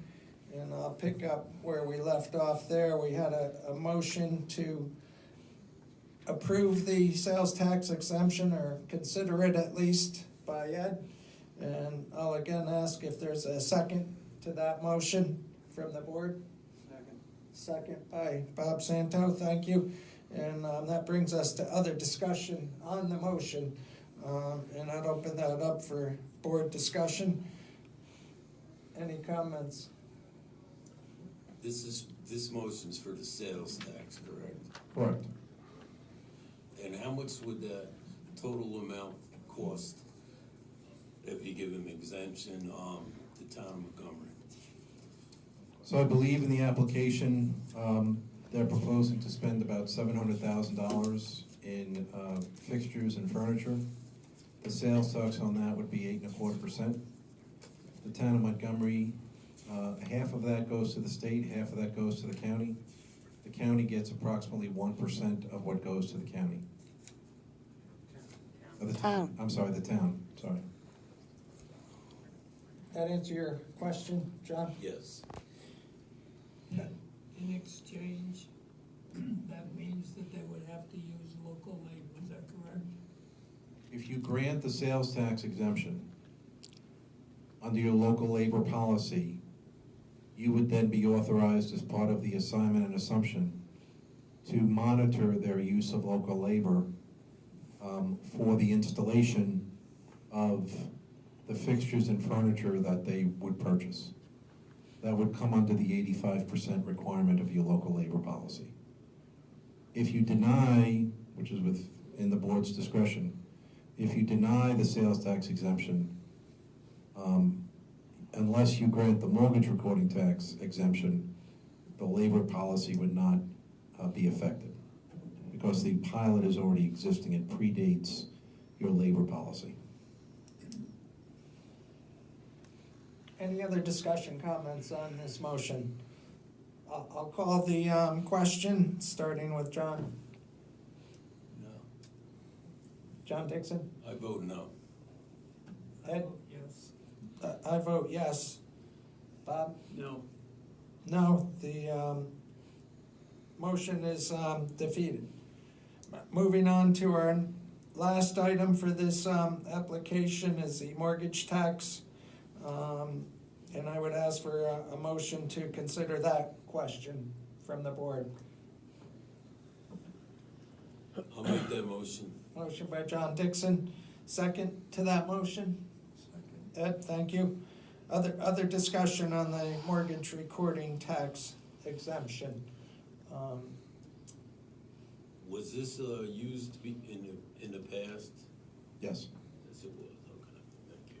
When they originally had a mortgage, that tax exemption was abatement taken, correct? The exemption from the payment of the mortgage recording tax was provided, yes. Yes. Other discussion on the motion? Hearing none, I'll call for the vote on that question, starting with John. Yes. Mazziosi. John Dixon? No. Yes. I vote yes. Yes. Yes. That motion on the mortgage recording tax is approved and would bring them into the local labor policy compliance, correct? Yes. Thank you. That concludes our decision on the approving resolution for Grapnell LLC. Thank you for those who were here for that application. Our next item is the annual housekeeping resolution for 2019. Bob, could you review that for us, please? Sure, Mr. Chair. This resolution just approves the existing policies for 2020 that the board has in place, which are the Code of Ethics, Conflicts of Interest, your Freedom of Information Law policy, investment policy, local labor policy, procurement policy, property acquisition, property disposition, retaliatory action policy, which is also known as the whistleblower policy, your uniform criteria for the evaluation of projects policy, as well as your UTEP policy. In addition, do you have a meeting scheduled for 2020 beyond January 14th? No, we did not. Okay. So we'll abate the approval of the 2020 calendar until the January 14th meeting. This also would approve an accounting firm, which presumably would be your existing accounting firm. I would suggest Nugent and Hausler. Okay. And then we would request reappointment as Hodge and Russ as agency and bond counsel for 2020. Any questions on this resolution from the board? Hearing none, I'd ask for a motion to approve the annual housekeeping resolution. This is required by the state regulation to be done on some of the items at least before the first of the year. Motion by Bob, second by Ed. Can we do an all in favor? You should do a roll call. You're a pain, Bob.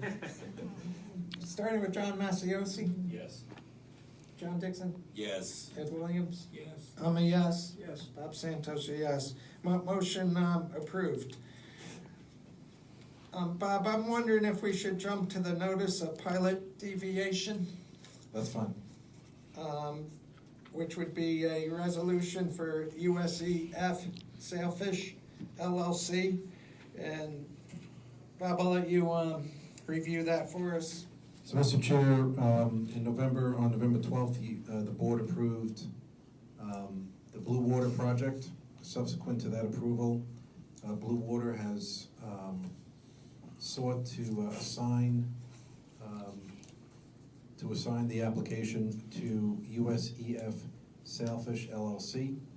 But as part of the approval resolution, the board did approve a pilot that was a deviation from the existing UTEP in that the exemption, instead of being 100% for the first 5 years, was determined to be at 90%.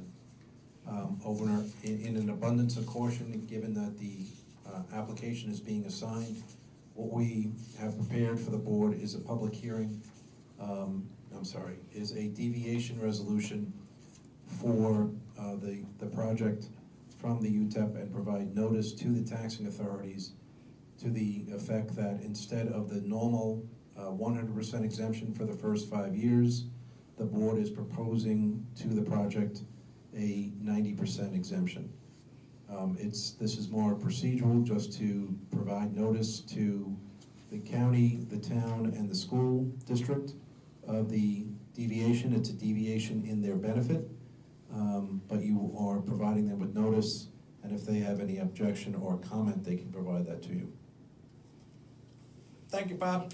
When would you suggest we ask the applicant to review the change to US, whatever it is here, USEF Sailfish? So right now, you're not, this motion is just for the deviation Okay. notice. And so you're authorizing the issuance by the chair of a notice to the taxing authorities of the change from the uniform tax exempt policy, which again would, instead of 100% for the first 5 years, this board approved a 90% exemption for the first 5 years. All this is notifying pursuant to your policy that this is what you're considering for as part of the assignment of the application from Blue Water to USEF Sailfish LLC.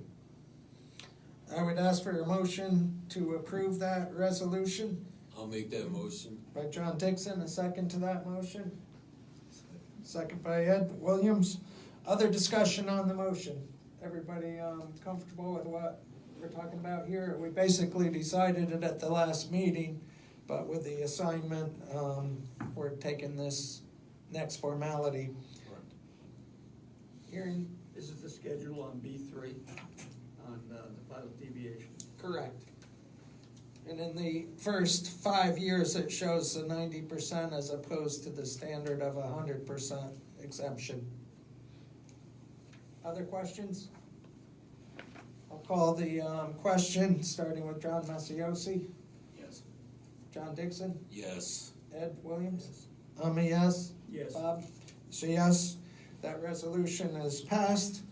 And moving on to the public hearing resolution for the same applicant, USEF Sailfish LLC. Bob? Right, so, Mr. Chair, this is an application, resolution rather, to hold a public hearing on the USEF Sailfish Project, formerly known as the Blue Water Project. USEF Sailfish has submitted an assignment application. They've also, as part of that, submitted a request to consider their assignment application. Blue Water, the existing applicant who has received the financial assistance already provided, approved at the November meeting, has also submitted a letter consenting to the transfer. And so this resolution would simply allow the board, as required by the general municipal law, to hold another public hearing for the project, simply to hear public comments on the project. And the reason why we're having this second public hearing is because we have a new applicant. It's the same project, but the statute requires a disclosure to the public of the applicant as well as the project. This is a new applicant. It's being assigned to USEF Sailfish LLC, and that's the purpose of holding this public hearing, approving a public hearing to be scheduled. And Don Chase, representing Blue Water, and maybe more. Would you just brief the board on this process?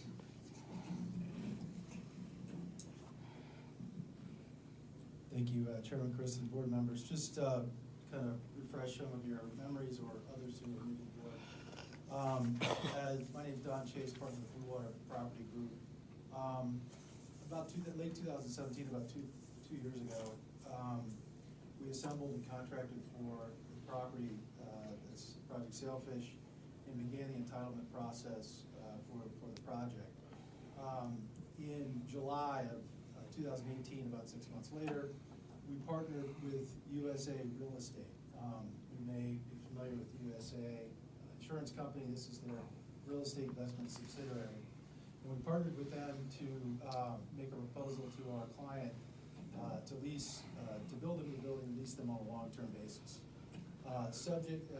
Just following that, subject to the approvals that we sought through the entitlement process as well as the incentive we sought from this board, we were able to gain their agreement on the project and continued through that process until, as you said, November of this year, we concluded the last of our entitlement approvals as well as the I.D.A. financial assistance. So this assignment essentially is an assignment of the benefits to the entity that was created by the partnership to own and develop and be the long-term owner of the project. So it's really just sort of a technical transition from Blue Water as the initial developer. We brought in USAA as our financial partner. They will continue to be, we will continue to be involved as a developer throughout the development of the project and beyond, and they will continue to be the owner of the project from a long-term basis. Just for perspective, I would add that my partner Steve Butte and I, this would be our 12th project for this client that we've developed across the United States and totaling over 10 million square feet. For USAA, this would be their 37th project for this client across the United States and Europe. So this partnership that we've created we've done a lot of this work together before, so we know what's ahead of us and appreciate the time. Hopefully that explains this transfer. The application that you have, their application, USEF application is virtually identical to our application that we submitted to you back a year ago. And this was really part of a plan that this step would take place. That's right. Bob? Mr. Chair, that's the one item that I did forget that I wanted to mention to the board, that when the application was submitted, the application from December of last year contemplated an assignment to some future owner of the facility. I believe that's now taken place. But again, since that party was not disclosed until after you've already approved and before we have closed on the financial assistance, The general municipal law requires a public hearing to advise the public of who the new entity, the new applicant is. And this resolution authorizes that public hearing to be scheduled. That's all you're doing is approving the scheduling of a public hearing. Questions from the board? I would entertain a motion to approve this resolution for a public hearing. I'll make that motion. Motion by John, second by Ed. Any other discussion? I'll ask for the vote, starting with John Masiosi. Yes. John Dixon? Yes. Ed Williams? I'm a yes. Bob Santo. That resolution is passed. Very good. Let's see. What makes sense next, Bob? Shall we go back to the local labor law compliance? And this is an update. Would you care to comment on this one, Bob? So, Mr. Chair and the board, the local labor compliance is in connection with the Stewart Holdings property. The board approved that project back in the spring. It was subject to the local labor policy. They've made 2 exemption requests. One for the curtain wall that needs to be constructed for the mirrors or the glass wall that they're going to utilize as part of their showroom. And the second was for the erection of the steel. It's without question that I think that the recommendation of your consultant is to grant the curtain wall exemption. And then there was some question about the steel contractor. In retrospect, the steel contractor, very little local labor was used. However, the consultant has said that except for that part of the project, the applicant has made a good faith effort to comply with the local labor policy. And in fact, if you extract out that one piece, is approaching 100% usage of local labor for the project. And so the request is to exempt them from the contractor for that was used for the steel construction. It's already up, it's already been done. The only option that you would have at this point is to recapture the entirety of the benefits, which would, is within your right, but would seem to be somewhat extreme given the fact that they have substantially complied with the rest of the local labor policy for the balance of the project and have given every indication by letter that they intend to do so. And I think a representative of the company is here. Krishna Greco. Would you care to comment, Krishna? Certainly, thank you. Thank you, Bob, for bringing everybody to the table. Well, maybe you don't need the microphone now. Thank you, Bob, and thank you for presenting this. Yes, from day one, when we started this process back in early 2017, and just a little bit backstory so everybody understands it. When we presented this, we've owned this site for about 15 years at this point. Finally, we're getting ready to build it because we're growing, we're expanding, and the owners have been keen on expanding in the community and giving back and bringing high-paying jobs to the table. And since that point, when we first started out in 2017, we knew we wanted to install the Butler system because it's the most efficient system for the type of work that we do. So our game plan was go down to the source, which is Butler Manufacturing, and ask them who would they recommend for the size and the location of the project. That was our first game plan, and in March of 2018, Butler Manufacturing provided us the names of available contractors that would be eligible and appropriate to do this project. And once we did that, we reached out to both the contractors. Unfortunately, they were both out of town. And one was out of PA and one was out of Maryland. And in addition, we reached out to our local engineers that we have used. We predominantly use everybody locally on this project, and we strive to continue to do that. So we reached out to our engineers, and engineer recommended one more contractor that was more local to the project. but the contractor came back and suggested a modeling system that was very inefficient and very cost prohibitive. And so we went back to the basics. At that point, we were still in the very, very early stages, but we, after doing a lot of due diligence, a lot of back and forth, we ended up selecting Tamora, which happens to be out of PA, to do the project. And those renderings, they actually provided us design build assistance and everything, the whole entire modeling. And those models were used to get the planning permission to present to the board what the project is going to look like. So when we originally applied for the I.D.A. benefits, this was back in late 2018, but due to a lot of delays, our case kept getting pushed, and we were not aware of the local labor policy at that point. It was not in effect. And from day one, every time we presented our program, our project, we've been very forthcoming, and we mentioned that except for this one contractor, we intend to use local labor on the project. In fact, we said we are bringing in local labor from day one, and we have since hired local project managers making $170,000 overseeing the project, who's located in the locality. And we're continuing to do that. We are following through, and we've hired local bank for the loan. We've hired all the local consultants, and as you mentioned, we've provided the labor consultant who has been tracking everything, even including Tamora, who is out of the town. We are at 92% compliance on an overall project as far as the local labor is concerned. So even though Tamora might be a small piece of it, and yes, they're out of the town, but when you take a look at the totality of it, we are well over 90% utilizing local labor on the project.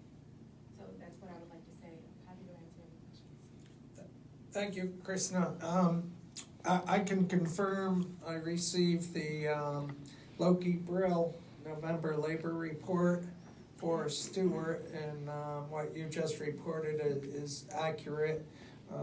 There was 5 or 6 other contractors that all were using 100% local labor, and I think in the concept of our local labor policy, Stewart is complying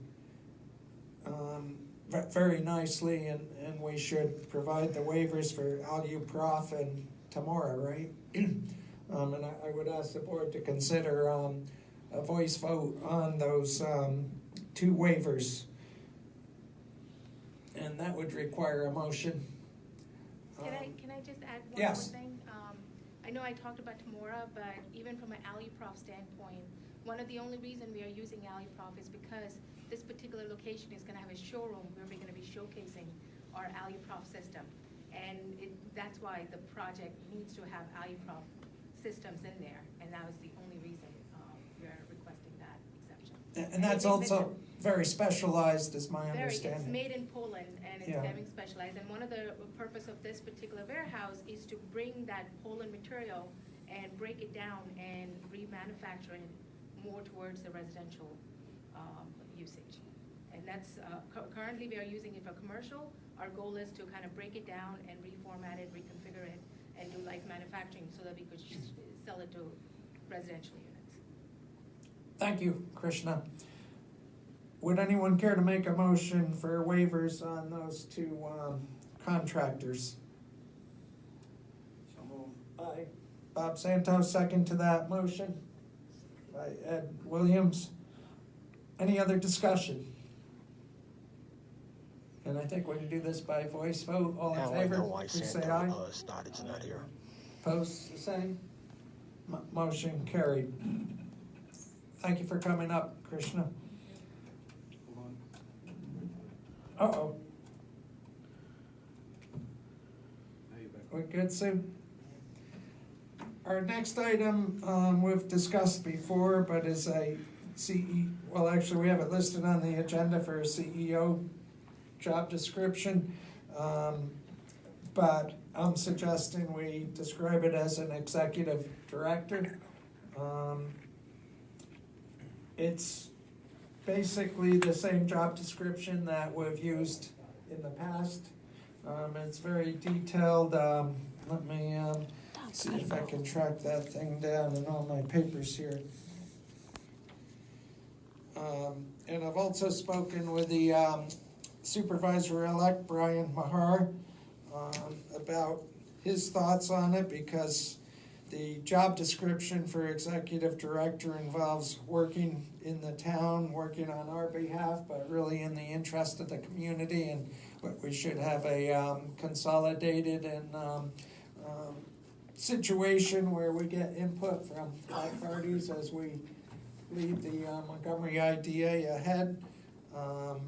But the job description states the mission of the agency, a number of leadership attributes we would be looking for, operational planning and management, really overseeing the day-to-day operation. And I can tell you, without a executive director, it's been quite demanding on myself, and I know Bob and his firm have played a big role. The filing of all our reports would be the duty of this person.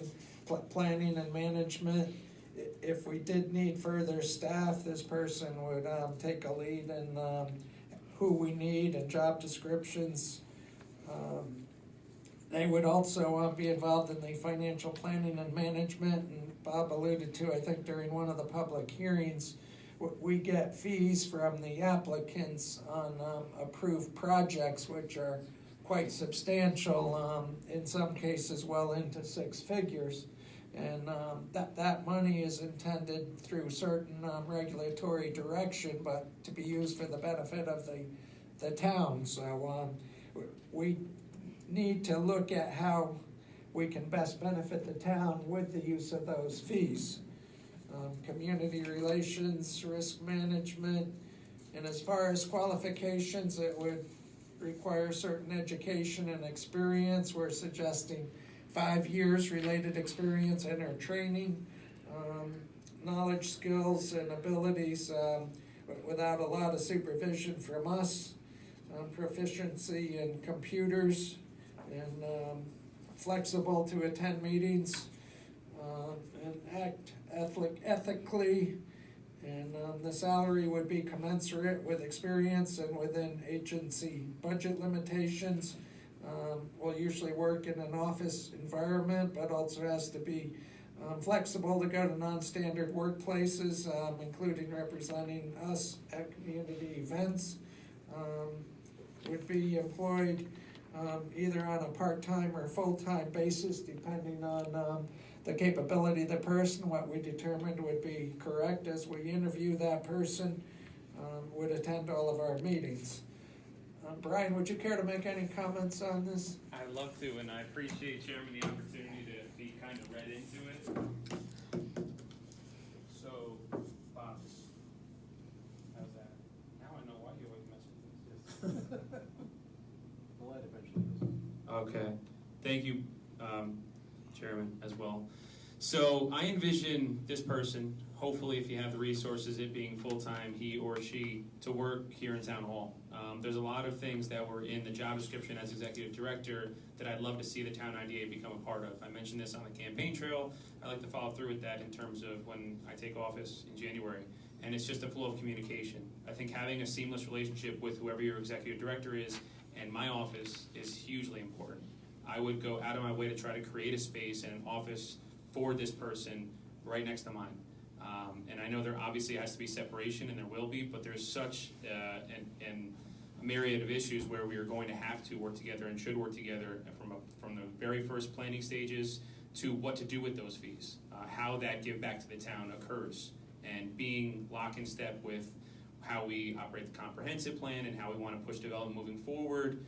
The closer that we are together, the better we're going to be able to maximize the results. The job description for executive director, I was so excited when I read it because it spoke to local town nonprofits, it spoke to commerce, it spoke to small businesses and not just big box stores. I think it's something that's a huge opportunity, and I really look forward to potentially working with this person hand in hand in the future. Does that sound similar to your guys' thought process? Everybody good with that? Comments? And I think a part of that is to better bring in the public in a proactive manner, even before we have applications. It could possibly entail studies of some uses, maybe tied in with a comprehensive plan review. Yes, and I'm just going to say this just in general. One thing that I want to do off the top is regain the public trust. And I don't think that's a knock on anyone. I think we're just a matter of our certain circumstance. And the more that we create an open government and transparency in all ways possible, the better off we're going to be. I think there are a lot of people saying a lot of the same things, but sometimes we just talk past each other instead of to each other. And having the right person in this position is going to go a long way to help with communication. I think if communication were better, things would be going a lot differently, and we'd all be a lot on the same page more often. Thank you, Brian. Appreciate it. No problem. Any way that I could be involved in the process, I'd love to be. And we would form this in an RFP with help from your office, Bob. Or you can just post it. Okay, on our website. Yep. Okay. I would recommend posting it. Okay. And if you wanted to mail it out, send it out to some job sites, Mhm. post it up that way. That sounds good. I would like to just have action on this because it has some tweaks from what we approved earlier, and we have 2 new board members. So would anyone care to make a motion to approve the RFP and the job description? Doesn't mean it can't be changed at a future time, but anyone care to make that? I'll make that motion. By John Dixon, second by John Masiosi. You good with that? Any other discussion? All in favor, please say aye. Aye. Opposed, the same. Motion carried. Thank you. And on just a quick update, video live streaming, as you all know, we're required to get that ramped up very early next year. And we heard at our last meeting that Supervisor-elect is working on that. And any updates, Brian? Yeah, so the first meeting, our reorg meeting is going to be January 2nd. That's going to be live streamed. Right now we're going through a couple different options. The first of which is interviewing our current IT department, figuring out what their capabilities are. The second would be figuring out cost estimates from local town of Montgomery-based businesses. Also, we could find a more in-house way to do it, but we're having a lot of conversations. I will tell you that we're on it, and if it will cost less for you guys to do your own thing, you can certainly rely on the work that we're doing. And January 14th, the date's in our minds in terms of what we're doing. And right now, our main priorities would be the I.D.A. town board meetings and planning board meetings, and then scaling out from there to try and cover every single meeting, including ethics board, CAC, and every board of the town. But those 3 boards would be our priority, and they would be included in anything that we try to do. Thank you. Any other comments, questions on that? Look good? Financial report, our treasurer is not here, and I don't think we have the numbers anyway, right, Sue? So we'll take care of that at our January meeting. Council report, training, Bob? So, Mr. Chair, just 2 things from my report. One, we did make the Paris ABO report on the budget that was approved last month. Thank you. So that's been done for both the I.D.A. and the CRC. And then with respect to training, the ABO encourages annual training of board members. And I would like you to propose some dates or times that we can do a similar training, especially for the new members that we did about a year ago. I would also note again that the state EDC is having their annual Albany meeting toward the end of January, and you are a member. The I.D.A. is a member of the EDC, and even though it's in Albany, I recommend that you consider going for a day. Other board members will be there from other I.D.A.s. Certainly chairs and executive directors will be there, and it's usually a good information day. That's at the end of January? That's at the end of January. I can send around the actual dates. Yeah, please do. And it's usually held at the convention center in downtown Albany, weather permitting. I think it was closed yesterday. But certainly, I think it's a good opportunity to see other I.D.A. members and to get other ideas of what they're contemplating. Solar is always on an agenda the last couple of years. And then other issues such as staff and how you approach different projects. It's always a good education time. But in addition to that, I'm prepared to come down and do the education session that I did last year. I just need some dates and times that would work for the board. And last year, for the new board members, we coupled it with a board meeting, and we had 30 to 60 minutes, I think, of review. It was about an hour beforehand. So it wouldn't be a separate night. I don't know if 4:30, a board meeting, probably not January, but Probably sometime. not January, but sometime early, I would recommend. Yeah. Especially for the new members, just to make sure that everyone's on the same page. Okay, we'll circulate an email or something on some ideas there and get dates. Any other business that needs to come before us? Oh, just as a reminder, we have a January 14th meeting scheduled. That's a Tuesday night, I believe. And it's a night where there are not other board meetings afterwards. For instance, tonight, if there was a planning board meeting, we would have been out of here a half hour ago, which would not have been too satisfactory. Any other business that needs to come before us tonight? If I could, I have a question. Yes, John. Do we always have to have a special meeting for the public comment, or can we do that during our regular meetings?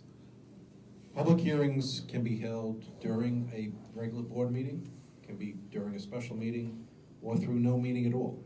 Okay, a public hearing only requires someone to conduct the hearing and the public, and a transcriber. In this case, we have a tape recorder. Other situations, we get a court reporter. But the board does not need to be here, the chair doesn't need to be here, but a lot of IDAs, like the chair has done here, encourages the public hearing to be held during a board meeting so that the board can hear the comments. So that you understand, you can see the concern that's being raised and what the issues are. Yeah, my question is, like, we don't have to, if somebody comes to us, we don't always have to have an emergency meeting. It's entirely up to your consideration. Okay, thank you. And related to that, John, when we only have meetings every other month, No, I understand there's such a that. big space. I don't know if this board would prefer to just schedule a meeting every month, and if we have nothing to do, we'll cancel it. Would that be better? Oh, no, I just, it seemed to me like all of a sudden there was a lot of emergency meetings we had to have. That's. It's been a busy year. Nothing is an emergency, it's a special. Special. Because of the applicants, that's why. Thank you. I I have another question. This CEO, you're familiar with all IDAs. Are we in need of a full-time CEO? That's not my decision, but many IDAs have full-time executive directors. Many have full-time managing directors, and some have part-time executive directors. I think, just by observation, you're a small IDA that had not a lot of activity. That seems, for whatever reason, to have changed over the last 2 years. There is lots of activity. OCP. That may not be the case 3 or 4 or 5 years from now. It's a town, it's not a county. But certainly, many IDAs have full-time executive directors. Okay, the young fellow we had here before, the director, what has changed? So he certainly didn't do what we're talking about now. I think what happened, well, I think the job description that the former CEO came into the job with turned out to be not exactly the reality of where this IDA was at that time. I believe he was hired with the expectation that on a monthly basis he would do between 10 and 20 hours worth of work. The job quickly became a lot more than that. And he had other part-time jobs, and those jobs, I think, I don't know, but I presume paid more than what this position did. And so something had to suffer, and I think the chair at this point has reached his end with taking both roles. And so you do need an executive director, whether or not that's full-time or part-time. I think you've already made that decision, but you know, that's a board decision, not my decision. When I became, many years ago, for training, we had to go to Albany and spend 2 days up there. And we weren't able to do it locally. And I found it very beneficial. You totally understand what you're here for and what you're going to do. If you want, if the board would prefer to take an afternoon, not in Albany, but I'll be in the town here. If you want to take an afternoon or a morning and take more than an hour, I'm happy to do that. It's whatever the board has time and inclination to do. The bottom line is you're encouraged annually for training. Certain provisions of statutes change annually. We help in that respect. We keep you up to date with your policies, but especially for new board members that are on, you know, that's what the training is for. I think training should be about 3 hours. I think more than that, you know, frankly, I can't speak for longer than that, and you don't want to hear me speak for longer than that. But I do think that, you know, training of 2 hours with an hour for questions, Q&A, examples, you know, so for 3 hours total, that makes a lot of sense. I think 1 hour is better than nothing, but you really can't accomplish everything in 1 hour. There are other IDAs that have scheduled retreat days where they go to a particular location for 3 or 4 hours. They have training, they have discussion. You know, obviously it's open to the public because you're all together, it's a public meeting. But certainly that I would entertain that. Whatever this board wants, we're here to help. I understand the meeting in Albany, and that's the way firms used to do it. There's no reason to do that now. I'm down in the town of Montgomery, in the city of Newburgh, and in Orange County almost weekly, so it's not a big deal to me. Whatever the board decides, but I encourage you to consider a time for training, whether it's an hour or 3 hours, whatever works for the board. Thank you. Anything else for tonight? We good? Thank you, everybody, for coming out and participating, including the public and applicants. Bob? And I'll ask for a motion to adjourn. I make that motion. Thank you, John. Second by Ed. He doesn't let me get away with anything. All in favor, please say aye. Aye. Opposed, the same.